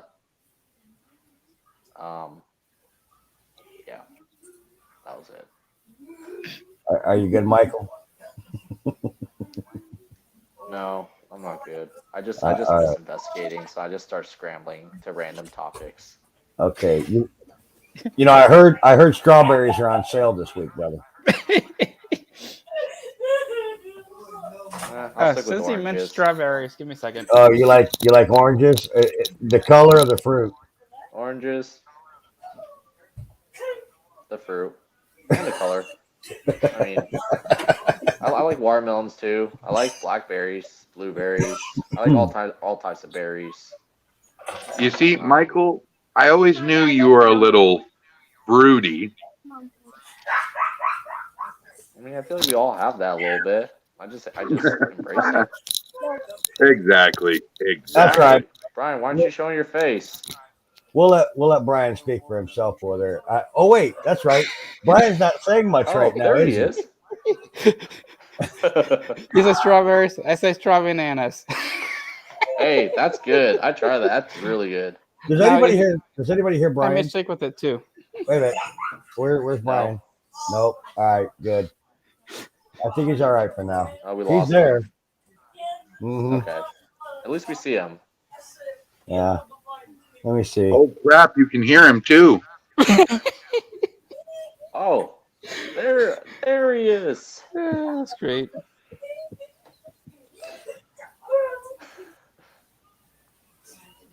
Knock it off, Eldon. I've discovered your little secret. That's because I told you. Bum, bum, bum. It was a lot funner when you was able to mess with him and you didn't know how you were doing it. I know I'd be sitting here rambling on about something, and all of a sudden I'm on mute. And he could have had no idea how to take it Happens to the best of off us. of mute. Oh, it was great. That's fine. So, Michael, how soon are you looking to build this team up? I will just say like, in the next few months, or at least throughout the whole year, I want to work on finding the right people and just kind of at least here and there, just if you have someone that's interested, send them my way. We'll do some sort of interview and just like I don't want to just rush into and just bring anyone. I want to like really take my time and really find the right people. And I'm not in a rush to like get it going, but at least this whole year I want to specifically focus on finding the right people, and hopefully by at least midway or at least near the end of the year, I at least have a full team by then. That's at least what I'm hoping to Absolutely. have accomplished. Because And, along with you that, are an amazing investigator just Thank you. by yourself. You're a one-man show, and you are just absolutely phenomenal at what you do. Thank you. And I think It's a passion that. Oh, go ahead. I was gonna say it's just a passion that I've been wanting to do since I was like in elementary school, and life got in the way, everything so and so. But once I finished college, I realized that this is really where my heart's at, and I really wanna be. This is where I want to be, and I want to make it a big thing, and just hopefully continue to do what I love. And just simple as that. I don't care about, I have all these followers. Like, I don't really care about that. I just want to be able to do what I love, travel, meet amazing people, and just find an amazing group like you guys that can share the paranormal. And that's just it. Exactly. Absolutely. And I think honestly, man, with a team behind you, you guys are going to take over the Northwest, if not more. Slow growth. You have that passion, that desire, that burn, and when you have that and you unite it with other people that have that same ambition, you become a superstorm of the paranormal. Yeah, And and you like guys will accomplish much and get very far in this paranormal Thank field. you. And like my favorite part is when I'm editing videos, just like being able to create all these amazing scenes. And it's like when I make these videos, I feel like I'm also telling like a story. And I want to just be able to, I like to create and I love to just travel. And I don't know, like I'm kind of rambling right now, but um, the point is I like to be creative in my work, and also too I just want to just be an inspiring person to other people who help them inspire to accomplish whatever direction of life they want to head to, like filming, ghost hunting, owning a business, whatever it is. I just want to be that person to inspire and just make a difference in someone's life. That's simple as that. Well, I'll tell you what, you already accomplished that, brother. I mean, honestly, with the fire and the passion you have, you inspired me to get up off of my rear end and lit that fire under my ass as well as my team. And with your inspiration and the help that Matt Barron gave us, I mean, we became the team of old again. Oh yeah. And I would like to personally thank you for that. And also too, just gained another friendship. And I felt like we were just meant, our paths were meant to cross, and here we are. We're both here doing the same thing we love and just sharing the paranormal. And it doesn't get much more better than that. Or it's gonna get a lot more better, because the future's looking bright for everyone, for both of us and everyone around us. Oh, yeah. There are a couple Yeah. of other teams that I'm closely affiliated with, Ghosting Paranormal GP, Mhm. my homegirl Kennedy just started her new team, Spooky Trio, and there's a few others that, the paranormal gods and goddesses are going to shine down on us, man. Exactly. Let me ask you this, Brian. Did you ever see yourself a year ago where you're gonna be moving down to Arizona to just continue to do what you love from a year ago? Absolutely not. A year ago, I saw myself hanging up my paranormal boots, putting the equipment down, and retiring. We lost our team yet again. COVID knocked us out, and when I was told I couldn't restart the team again, I tried and failed. So I decided I was going to just start networking with all these other teams. Yeah. And pretty much turn our page into a spot where everybody could share their evidence and their teams. And then,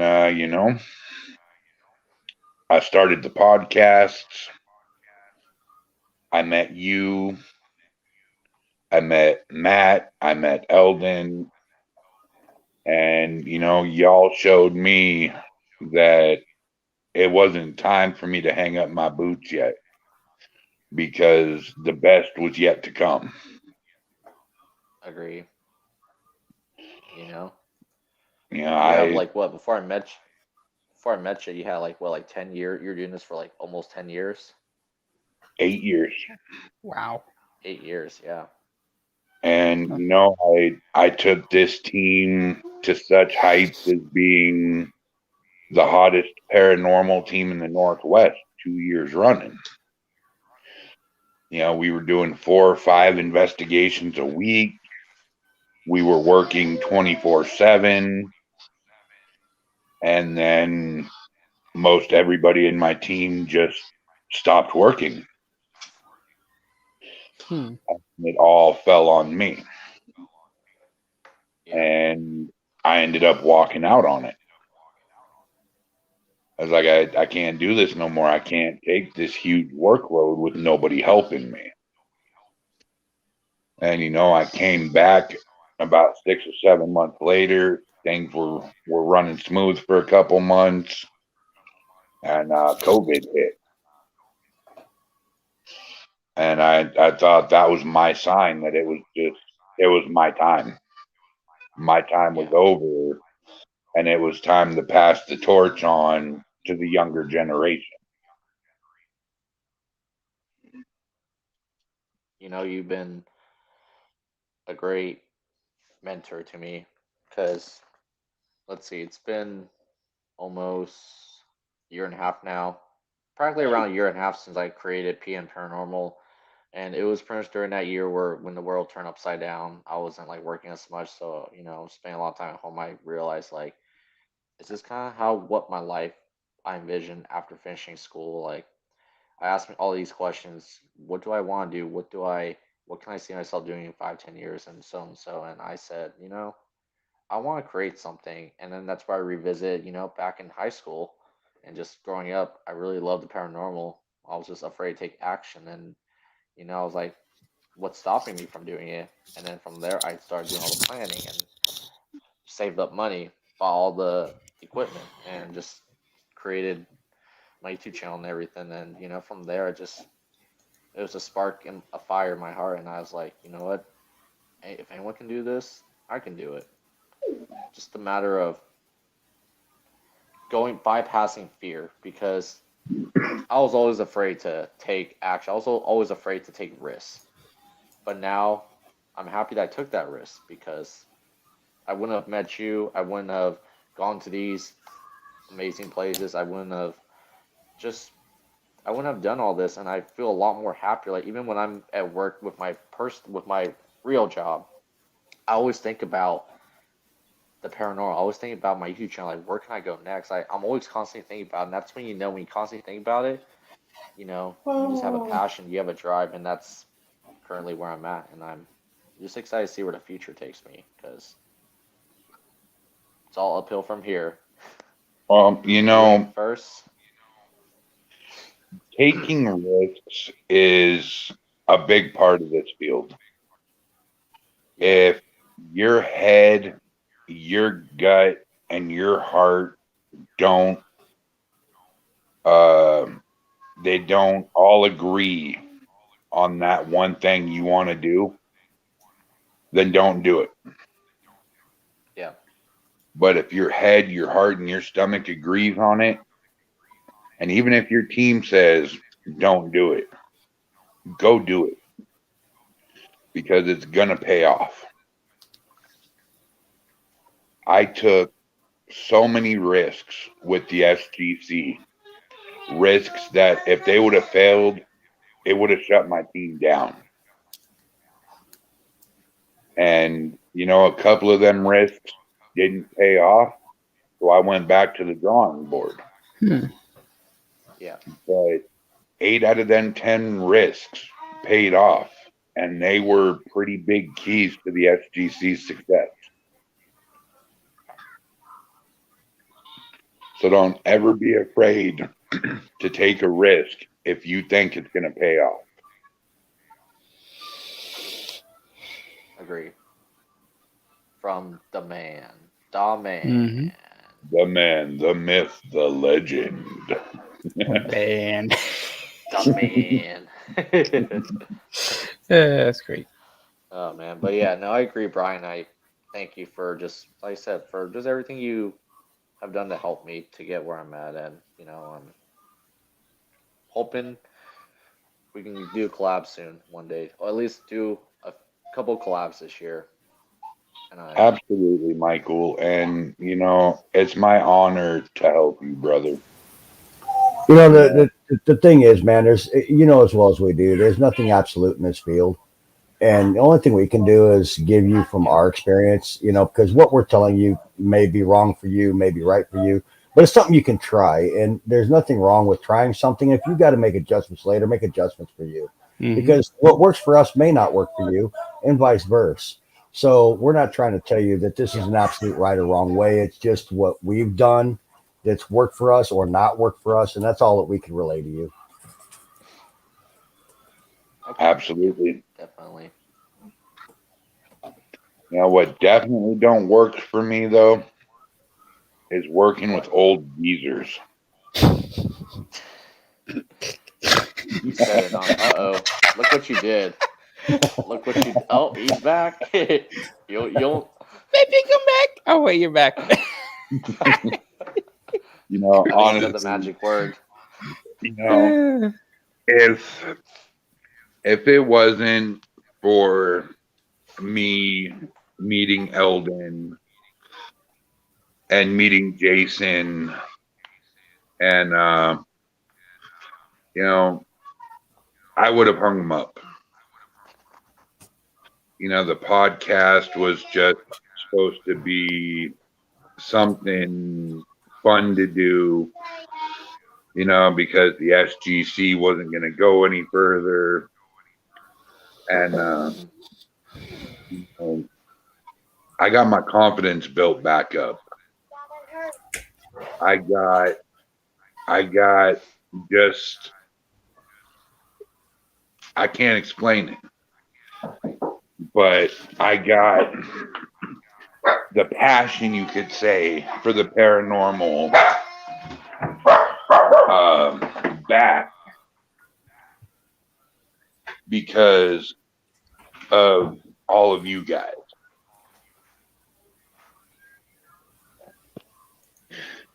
And now I feel like the unstoppable force again.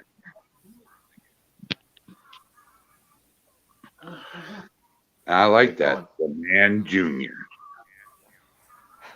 The man. That's great.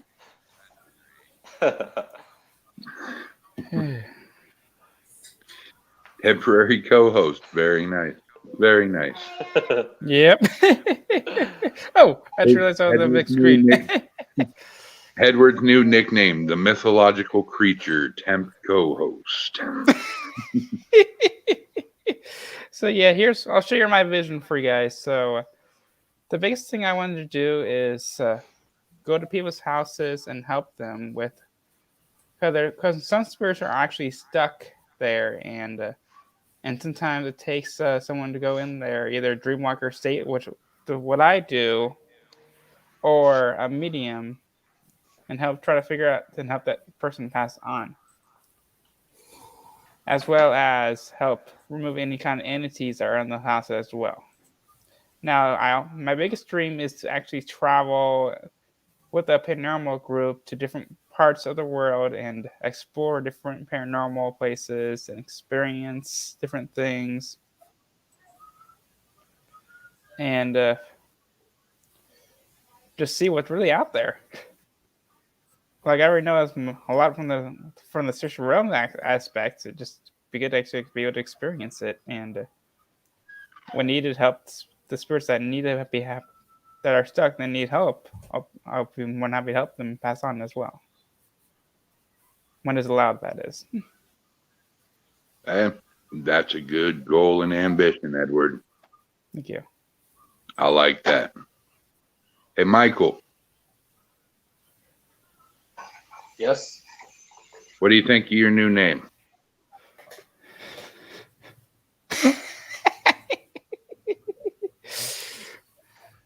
Our guess the future, the myth. I love it. Love it. Beautiful. Classic.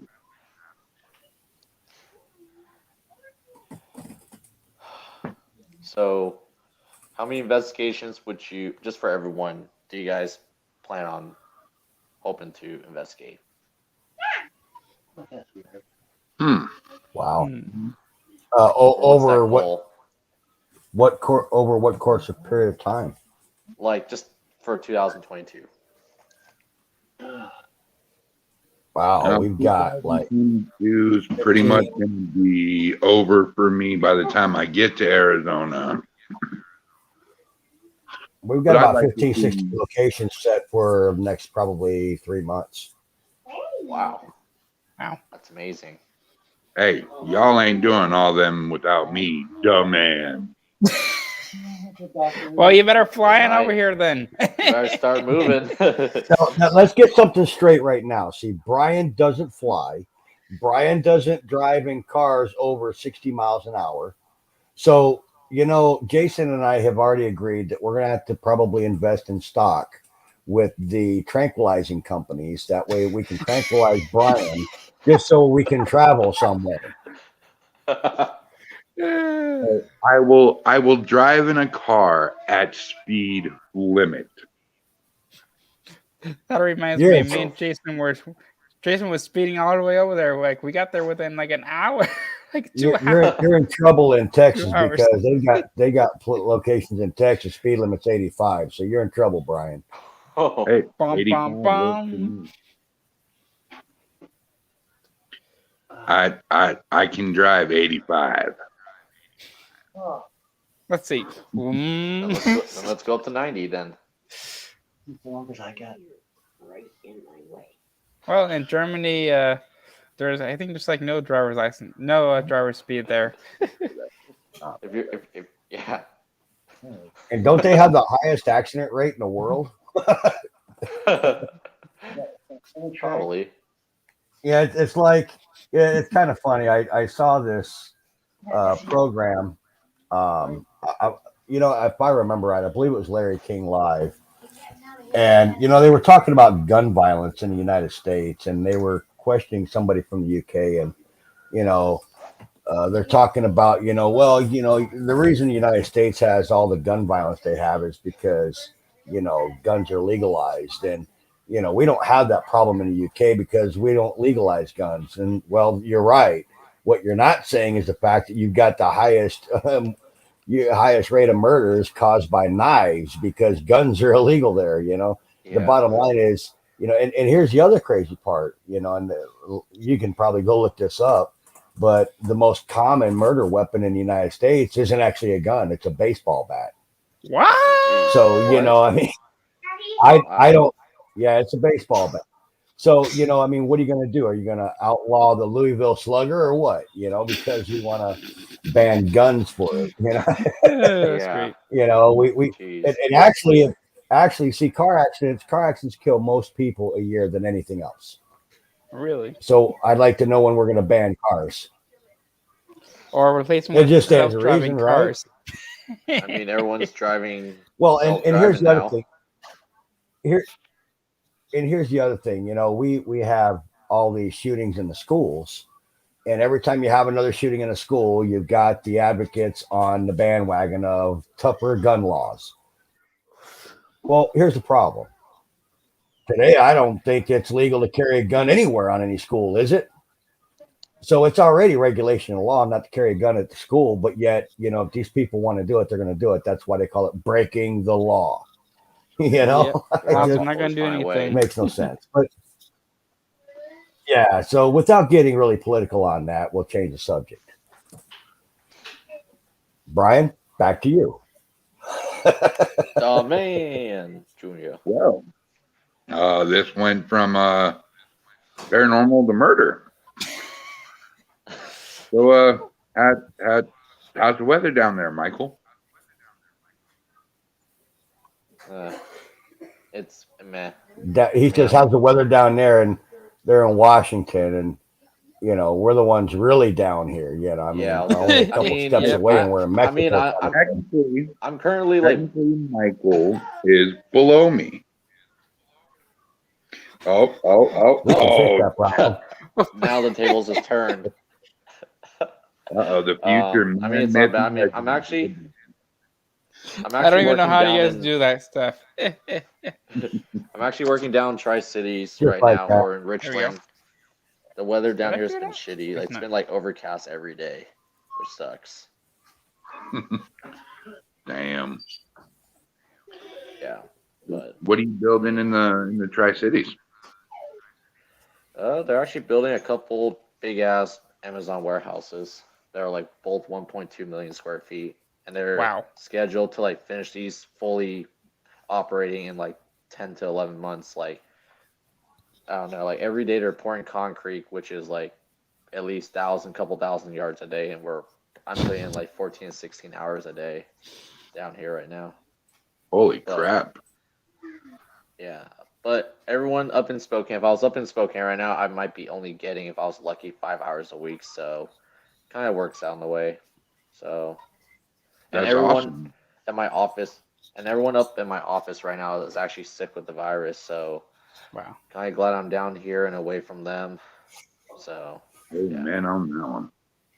Yeah, I was in the healing team to work on them as well, because lately I've been working with a lot of people remotely that actually have COVID, and surprisingly, they're getting better pretty quick after I. So, you know, Never Brian, how much longer are you going to keep this old man awake since it's past my bedtime, you know? oh, come on. You got I another 2 know hours left. you gotta get your warm cup of milk, and you gotta, say your prayers and take your vitamins, and don't forget your Alka-Seltzer. That would have been about 4 hours ago, dude. Hey, I'll keep this fucking podcast running 5.5 hours. Yeah, let's keep it running, shall we? I got all night. Look Nice what you shift. did. Oh, Oh, that's great. he teased us a little bit. Eldon does have a good point, guys. I do have to go put my kiddos to bed and spend a little struggle snuggle time with my wife. The reason I say struggle snuggle is I try to cuddle, she pushes away, I wrap tighter, and it becomes a wrestling match for about 10 minutes. That's great. In that right position. Tap out or pass out. I'd just like to know who wins. Pass out. She usually wins 9 times out of 10 due to an illegal low blow and gets disqualified.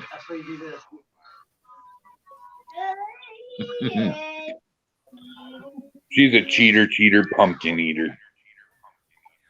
No, gotta do what you gotta do, right? That's right. But there is something that I would like to bring up to you, Michael, that I could use your help with. I want to get this word spread out like wildfire.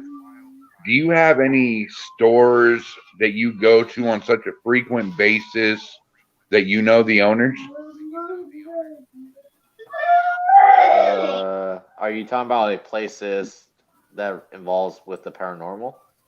Or what No, do you just mean by that? convenience stores. I don't at the moment. I don't. Okay, because what I want to do is I want to get this brought to Spokane. This here is Ghost Energy Drink. And the Global United Paranormal Foundation completely 100% backs up the Ghost Energy Drink.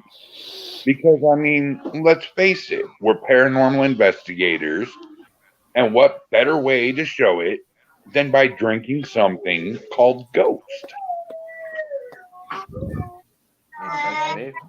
Now it does have ghost in it. You might be one after you drink it. All right, and before we get off here, guys, I would like to give Mr. Mythological Creature over here the floor for a few minutes so he can talk about some freaky deaky stuff. So we're actually going to do a little meditation. And this meditation is meant to be to show you can actually talk to your loved ones through just closing your eyes and just holding space for them to speak to you. So now I'm going to lead you in a meditation. You want me to close my eyes? This old man will go to sleep. So go ahead and close your eyes now. Close your eyes now. Anything you hear in the background, I'm just putting you in a deeper healing state. You see a portal in front of you, and you go through this portal. It takes you to a room that has a table, and also a round table as well. And all of your loved ones that have passed on the other side are there. They tell you, "We miss you, and we love you. We are so proud of you, of all you've done. And now, I'm going to hold space for them to talk to you telepathically now.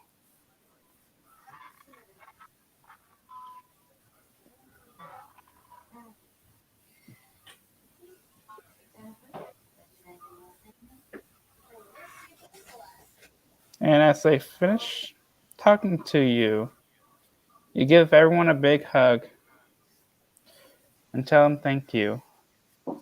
And you also see all their wonderful wings as well. And with their wings out, they do a group hug again, so you can feel their wings. And just know they are always there for you, watching over you. And it's only simple as just holding space when they speak to you. And now you see the portal opening again, and you go through the portal, returning back into your body now, as the experience has come to the end. So, what do you guys experience? Well, for one, I think Grandpa fell asleep. I'm here, man. I'm here. So what'd you guys experience?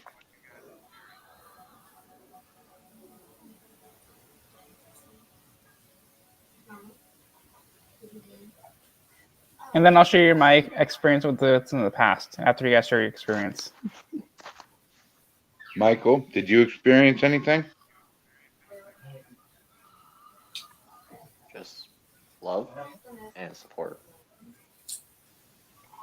Did any of your loved ones come and talk to you? My grandmother from my dad's side. Holy Just shit. saw her face and just kind of. I was hoping one of you guys would have experienced that because I just kind of experienced the inside of my eyelids, to be honest with you. No, I definitely kind of felt like her presence just because she was kind of there raising me for like the first 5 years of my life while my parents were working like 24/7 Oh, wow. to raise me. So that I'm was, not going to talk about mine. And Edward, that was yeah. And now I want to share you my experience when I was in the float tank. So on Christmas Eve, I decided to float the float tank before going to my family's Christmas party. And while I was in the float tank, I had a vision of all of my friends and family that passed. And they all talked to me and everything. And it was so great to be able to talk to my mom again in a dream state like that, as well as several of my friends that passed on. Like one of my friends named Mark, that was a wonderful friend of mine. It was a pleasure to talk to him, and I'm just glad that I can actually hold space for people to talk to their loved ones like this. And recently, I did a regression, and she was able to talk to her mom and see her wings and everything, and it was amazing. Well, now that my camera's off, because just in case, I don't like people seeing me like this. But I saw the silhouette of my dad, Really? and the only thing he said was, "I'm proud. Keep up the good work."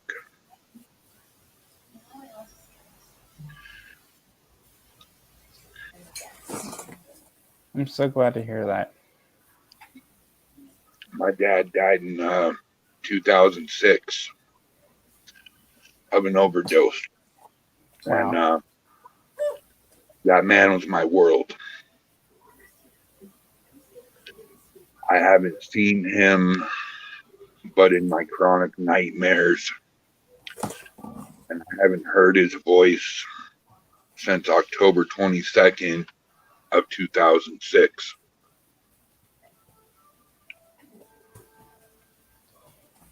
So how long you have been having nightmares for?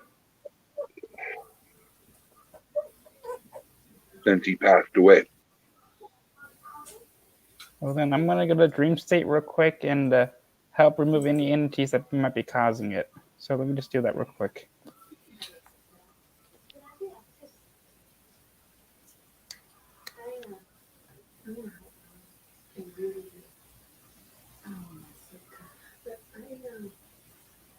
So basically, I'm clearing your dream state right now, and I'm removing any entities that might be in that dream state, waiting for you to get back to the dream state. Because even though you're awake, the dream state actually still continues. And since me being a dream walker, I can actually tap into that dream state. And that's where I'm able to remove entities that are actually trying to attach to dreams. Now I'm putting loving energy into your dream state now. And if you feel in your head, you'll feel that energy as well. Because your brain is connected to that dream state as well. And then these that were messing with you, causing those nightmares, have now been successfully removed. So we'll see back later on and see how that goes for you. If this works, I will give you the best review you have ever had. That'd be amazing. You know, the fact that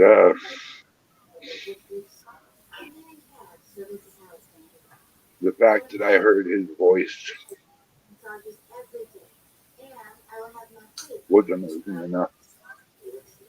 Yeah, that's amazing.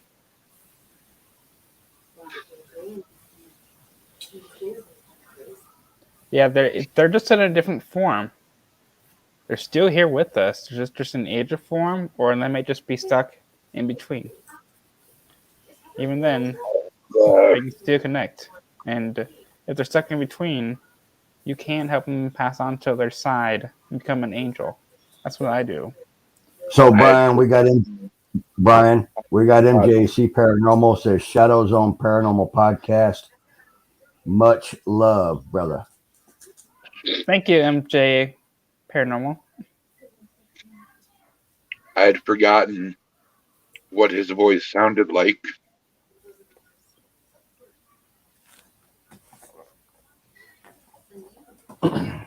Wow. So Brian, are you trying to say that you actually heard him? Yeah, clear as daylight. Wow, bro, that's pretty heavy stuff, man. Wow. And I'm a little shaken up, a little emotional. And I haven't heard his voice in over 15 years.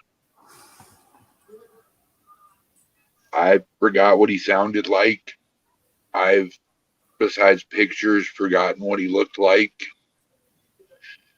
And to see his silhouette and to hear his voice to tell me that I'm doing a good job and I should continue on was just phenomenal. Wow. That's amazing. And you know, I don't know what else to say. I'm speechless.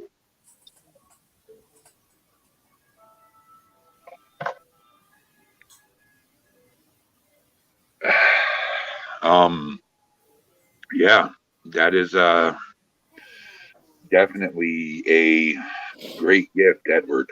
Thank you. And I got one more meditation for you. So I'm going to actually take you to the museum this time. That way we can have like a third person view of how the museum was back then. Well, what I want to do before we do that is I actually want to save that because you, my friend, on the next date that I have a podcast, Thank you. you were coming back on and we're going to go through a lot of stuff that you can do. That'd be amazing. My main focus is going to be solely on you. Wow. That's something. My biggest dream has always been to be interviewed. And which is happening to me right now, as you can tell. Because I did so much, especially, heck, I'm actually done energy healing for the South Phoenix Knights, and that's something I do right now. So, And, Edward, so I got a question for you. So, would you be interested in having a program or a show on our podcast where we actually have guests come on and speak with you personally through our podcast? That would be amazing. Gosh damn it, Eldon. You spoiled it. I was just getting there. Eldon, you're a Spoiler. psychic. Nah, I wouldn't go that far, bro. Sorry, I don't claim to be anything like that, dude. Oh yeah, there's one more thing I want to mention real quick. So earlier, before everything, so this name Sarah did actually pop up in my head like way before the live and everything. I didn't, and I guess that's kind of reason why. What did you just say? What name did you say?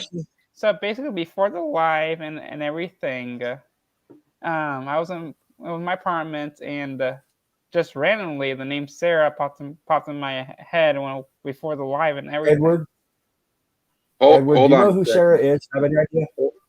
Hold on a second. I want you to swear to me on everything you know and love, Edward, that you thought of this name before the podcast. I swear.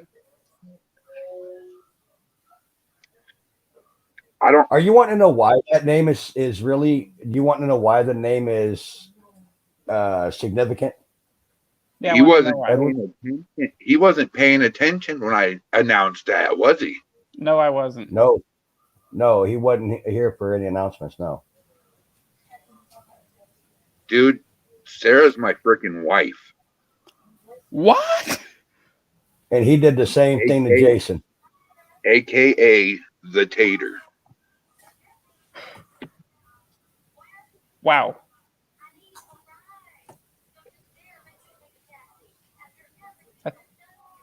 Wow. And he did the same. He did the same thing to Jason on Friday.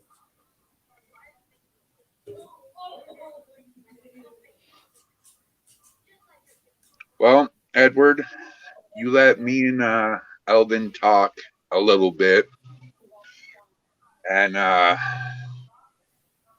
we'll come up with a day of the week. And you, my friend, along with me and Eldon, who is just going to open the show and ask questions. Other than that, the show is going to be yours. And I'll make sure I bring up a whole lot of references and everything as well. I like it. Michael, what do you think, buddy? Hold up, He's eating. Give me one second. Yeah, just give him a minute. Sorry. Yum, yum, yum, yum, yum. Yeah, he's eating. What are you eating? Is it tasty? Well, since you mentioned food, actually, I'm actually going to bless the food. Oh, shit. I mean cereal right now. Okay, I'm blessing the cereal now. And I'm changing the flavor of the cereal. No way. And on top of that, I'm putting energy into it as well, so that it may help your body with nutrition and help give you the energy you need to keep going as well. So golden Christ light and energy, now it's going into the cereal. And I'm blessing the milk, your drink that came from the cereal as well. And I give thanks to the cow that the milk came from. Because without the cows, we wouldn't have milk. And I'm really sorry for how the places treat you, the cows. Just know we are grateful for you. And because of you, you were able to help him have cereal. And if the cow's no longer here, I'm sorry they turned you to beef. I now help this cow pass on to the other side. Removing anything from the milk does not serve it. And one more big energy boost now. So, what's the difference? Tasted really good. Voila. So one thing I learned is if you bless your food, it actually tastes better, and it removes anything that does not belong there. For example, a lot of these meats and stuff can be stuck with the animal's souls. That's why you need to ask for forgiveness to the animal and give thanks to it to release that. And the lowest frequency is actually cows and pigs. That's why people are trying to eat fish or chicken or turkey or just vegan in general or veggies in general. Everything has a frequency and energy. We just gotta have to respect that energy.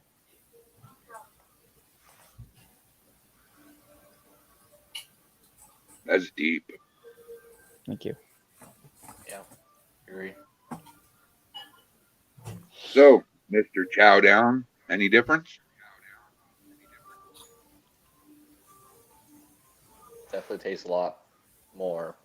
Like the flavor really comes out a lot. I've noticed the difference. And sorry if you guys can't see me on the camera for some reason. Just Yeah, turn on the camera. No, it is on. Like I turned it off. Now it's on. Like I don't know why it's just black, but It looks like Esther's messing with you. probably. And also to your guys' question, I'm good with the idea. I'm on board with it.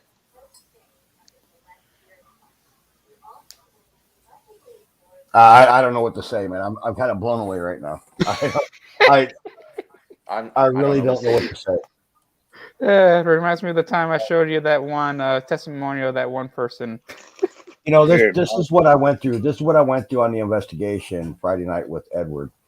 Like at every turn, this guy was blowing me away, and I can't explain how he knows what he knows, man. I just can't explain it to save my life. I just can't. Yeah, I literally thought it was just a museum. I had no idea it was an actual bar as well. Until I arrived and saw everything. Edward, you are right. Very few people think the way you do, my friend. And I got the same gifts. I believe you are an earth angel, my friend. I feel your energy. I appreciate that. In fact, for the ones that I can actually see, here's my angel wings. They're out. So yeah, I am an earth angel. All right, guys. I'm officially freaked out. And yeah. Just kidding, Edward. Just kidding. Well, I'll tell you what. Here's the deal, man. I met Edward, and I'm glad we kicked it off here, and we were able to make something of it, and it's been a real pleasure working with him so far. And I can tell you that I feel that we've got a long road ahead of us, and it's going to be a hell of an adventure. Yep, definitely will. Absolutely. And one last thing about remember I told you about the fireplace? And actually, I'm trying to remember. So I remember telling you that I felt like someone actually fell from the top ceiling from the second floor to the bottom.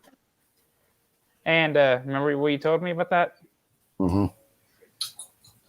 And so I picked up someone actually died there, and I was actually standing right in front of the fireplace. Mm-hmm. And then Eldon told me that someone actually shot himself right at the fireplace, and though there was actually a lady that actually fell down the stairs and broke her neck.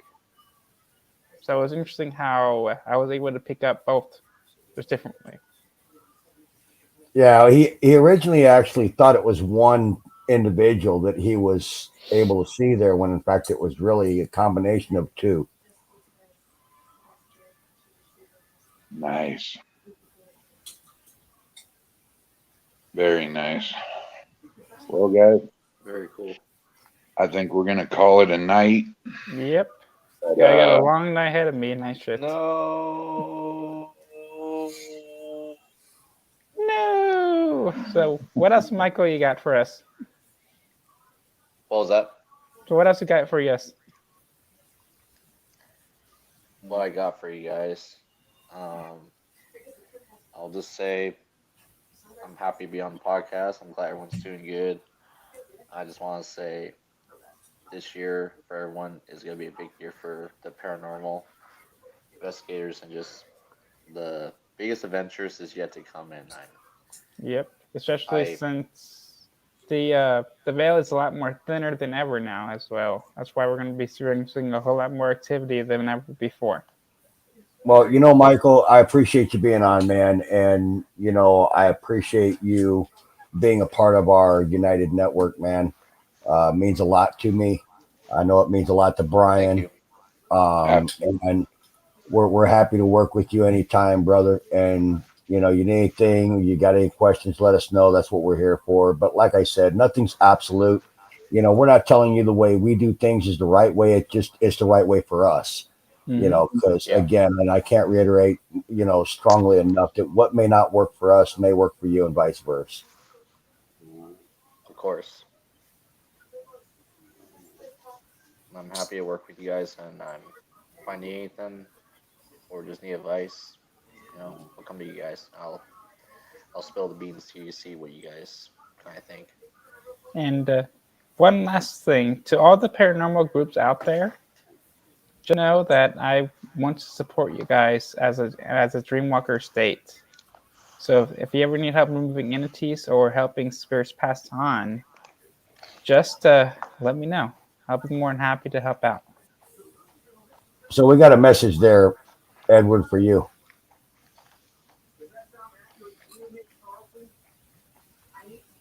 Just to let you know, Edward, I'm second in command. My wings are out. My mind has awakened from very long sleep. I'm glad to hear that. That's amazing. All right, guys, before we hop off here, of course, if anybody is in need of any custom-made paranormal equipment or is in need of equipment that is custom-made by Jesse at D's Ghost, please go to www.dsghost.com, enter the promo code GlobalEQ, and get your 10% off right now. And also, if you are tired of Facebook drama and you're a paranormal investigator, please go to your Google Play Store, search the word Parapost Network, and download it today. It works for your Android, it works for your Apple, it works on laptops and computers. And if you feel like you don't want another app on your phone, then go to parapostnetwork.net. And hey, Brian. Yes, Eldon. It's drama-free, brother. Exactly. And it's free. And a beautiful Facebook-like atmosphere. That's right. And how's it good reviews too? Well, guys, from myself, Eldon, Edward, Michael, we wish you all a hauntingly good day and a ghoulishly good night. Ooh. Ooh. everybody. And have Catch you wonderful on Friday. dreams going to different worlds and Later on, man. Stay tuned.